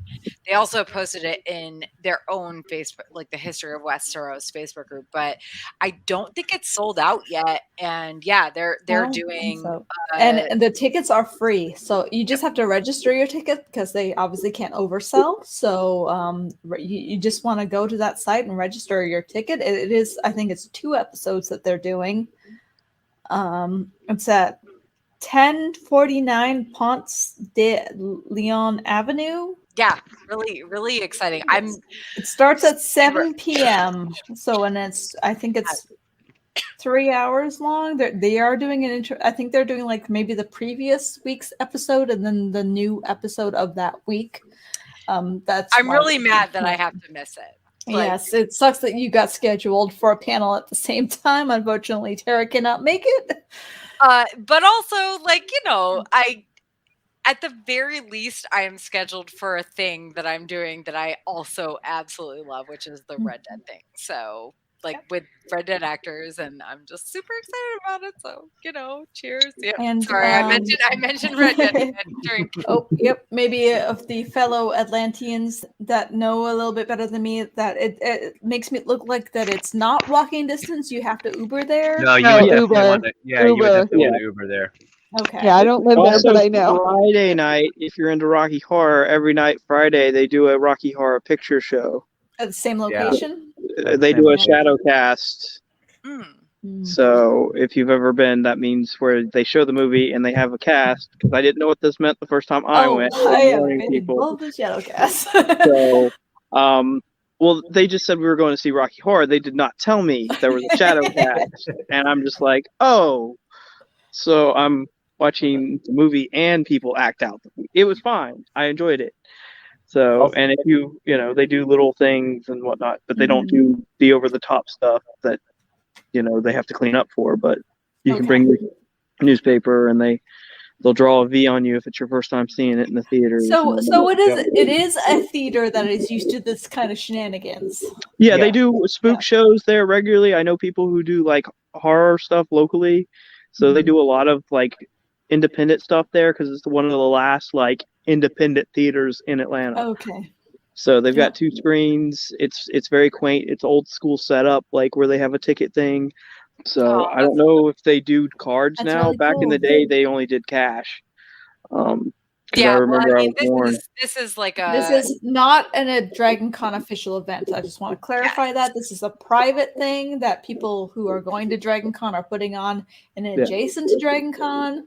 I mean, as a person within the fandom, they are legit. They are, totally cool. It is absolutely, they are handling things, it'll go off really well. So it's going to be 2 episodes. There's going to be a cosplay contest in between the two, and it'll be the first episode. I assume will be the previous week's episode, and then the brand new one after the contest and everything in the evening. Is anybody else excited for any guests that are coming to Dragon Con? Jenna's nodding. So Jenna, what about you? What guests are you excited for? The boys. So that one has been a neat one, so that we get Frenchie and Mother's Milk this year is nice. Because I mean, the boys have been around for a little bit, but this is their first time, I think, at Dragon Con. I'm a little sad for some people who aren't here this year, but that one's a good one. 12-year-old Jenna is so happy for Holly Marie Combs to be here. Piper from Charmed. And then, yeah, I mean, there are others, but yeah, 12-year-old me was like, yes, that was my thing. So I might wander into a panel. I could care less about any of the guests except for Red Dead. Sorry, guys, drink again. I've seen enough guests cancel over the past couple of years because of COVID. Yeah, COVID and everything else, and it's just like I only get excited if they wander into a photo shoot that I'm shooting at. That's the only way I'm going to be happy. All I know is Red Dead guys. Like the worst part about it was, we don't have to drink for this, but the worst part about it was they were all supposed to be there. I mean, I will. Can we? Yes, can we? Yes. Drink. They were all actually supposed to be there for Dragon Con 2020. And so it didn't happen. And I feel like this is a holdover, right? Like, you were supposed to be here for Dragon Con 2020, but you couldn't be because it didn't happen. So they did a virtual panel, which I watched, but I know when I go there and actually moderate this panel, I'll be cool and chill and whatever. I'm going to show up with a big poster of you in your Red Dead costume. And also, actually, the Red Dead, the Blackwater Squares game that I'm doing, the voice of Shepard from Mass Effect. Thank you. Oh, I played all 3 of those games, and yet Mark here. I'm drunk. Thank you. This is why I'm blanking on it. The voice of Mark Shepard is going to be one of the people on the Red Dead Hollywood Squares, and I'm just like, that's cool too. I'm very excited about all these things, but I'm also just very excited about the retro guests. Like, Dean and I have, unfortunately, Dean can't go this year, cry, but sometimes people get, promotions and can't take time off from their jobs. But we had these posters made back in 2019, and we have had 3 Red Dead actors sign them. Roger Clark and Benjamin Byron Davis are there this year at Dragon Con, and Sadie and John Marston, Rob Wheathoff and Alex McKenna are there. So I get to bring these posters and get them signed. So any last thoughts before we... Look forward to seeing you in less than 2 weeks. This is where I find out that my husband's been listening to this podcast this entire time. He didn't have enough courage to be in the comments.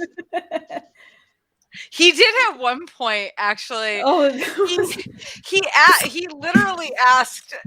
He repeated our friend Aaron's question. He said, "Is that Emmett Selch in the background?" After Aaron had already said that, and we had already. I said, "Lil Keith, no, it's actually your strawberry dress in disguise." Because that's a joke. Oh yeah, that is also another cosplay. Cosplay we're doing. We're just wearing strawberry dresses one night because Ashley has a black strawberry dress. I have a blue one, and Nami has a pink one. I'll take the picture. So we have to. Yep. Yeah. So, all right. Well, any last thoughts? Because this is really long. I am excited for Dragon Con again. It's been 2 years. No, 3 in person. In person, it's been 3. So, Danny, what about you? What are you excited about this year? all the people that I've made friends with, getting to see them again, especially the ones that haven't made it for the past 3 years. So, and making new friends, because I'll get to meet Ashley for the first time. Oh, you've met Ashley. I'm sure we've probably met and just not realized it. In our room party. I mean, it sounds like you go to a lot of photo shoots, and I am a cosplayer. You've probably seen me, and I'm just that guy with the camera in front of his face. Yeah. So, I mean, that is 90% of what I do at the convention. So, how is that fun? Like, you just really enjoy just like taking photos. But I know the other people taking photos next to me. There's it's not like I'm standing there by myself. There's 20 or 30 guys I'm running elbows with. I just happen to be the one in front and in charge, so it makes it a little nicer for me. But like I've made photographer friends over the year. I can go to like any con, any state, and know a photographer just about. I know cosplayers all over because of it. When I first started doing it, it was just the reason I got a camera was to take pictures of me hanging out with my friends. I just got better at it over time. No, it just seems like that's like its own world, because I am on one side, but then there's like this other community on the other side that I have no idea what goes on with, and they must have like expensive equipment and all this like scheduling stuff. It just seems like a lot. Jenna, what about you? Any last thoughts, things you're looking forward to? Like getting a Una something at the swag trade on Wednesday for Evelyn. That's like my biggest highlight right now. Like that is a thing that I have made so much swag that I am willing to trade. I need to bring home a Una something. Like she has Una cats and unicorns and whatever's with like Dragon Con bows. Like I need one. So and hopefully I'll find a magic carpet cart for you. So I will keep my eyes out, Tara. All right, Kevin, show us your painting. Oh. So that's the one I was working on tonight. I also have to just plug, I freaking love your Happiest Paints on Earth series, the Disney series that you do. Oh, wait, this is my new one. Neverland! I need to come up with the funds to buy the Ohana one. Just saying. Yeah. Like, I love it's, so much. So I've been doing Disney themed paintings for a while now, like parks and from the movies and stuff. And so that's what I started a year and a half ago, I guess. And it works really well. So I enjoyed doing them, and that's become one of the main things I wind up painting, and people like them and buy them. But yeah, so I made a little logo. It's Happiest Paints on Earth, and so I have all my Disney stuff there, and maybe one day I will actually be good enough that I'm in the parks and in their art galleries and stuff. So that's the goal. Your paintings are amazing, honestly. Like just full stop. Yeah. Thank you for painting that while we were with you, because I loved watching you do it, and also it turned out super well. And I love that it's a BSG painting. Yeah. As much as I was like, but also show me your Disney shit. So what are you most looking forward to from Dragon Con this year? I mean, just seeing everybody. I know so many people that are, all around the world that I've met through Dragon Con and through our friend groups and such. And Dragon Con's usually where we all get together and see everybody. And I haven't gotten to see anybody for several years. And so it'll be really fun to go and just hang out and, be able to have drinks and have food and do room parties and just kind of hang out with everybody. So that's kind of mainly what I'm looking forward to the most. All right. So. Well, as we close, I'm pretty sure this is the absolute longest.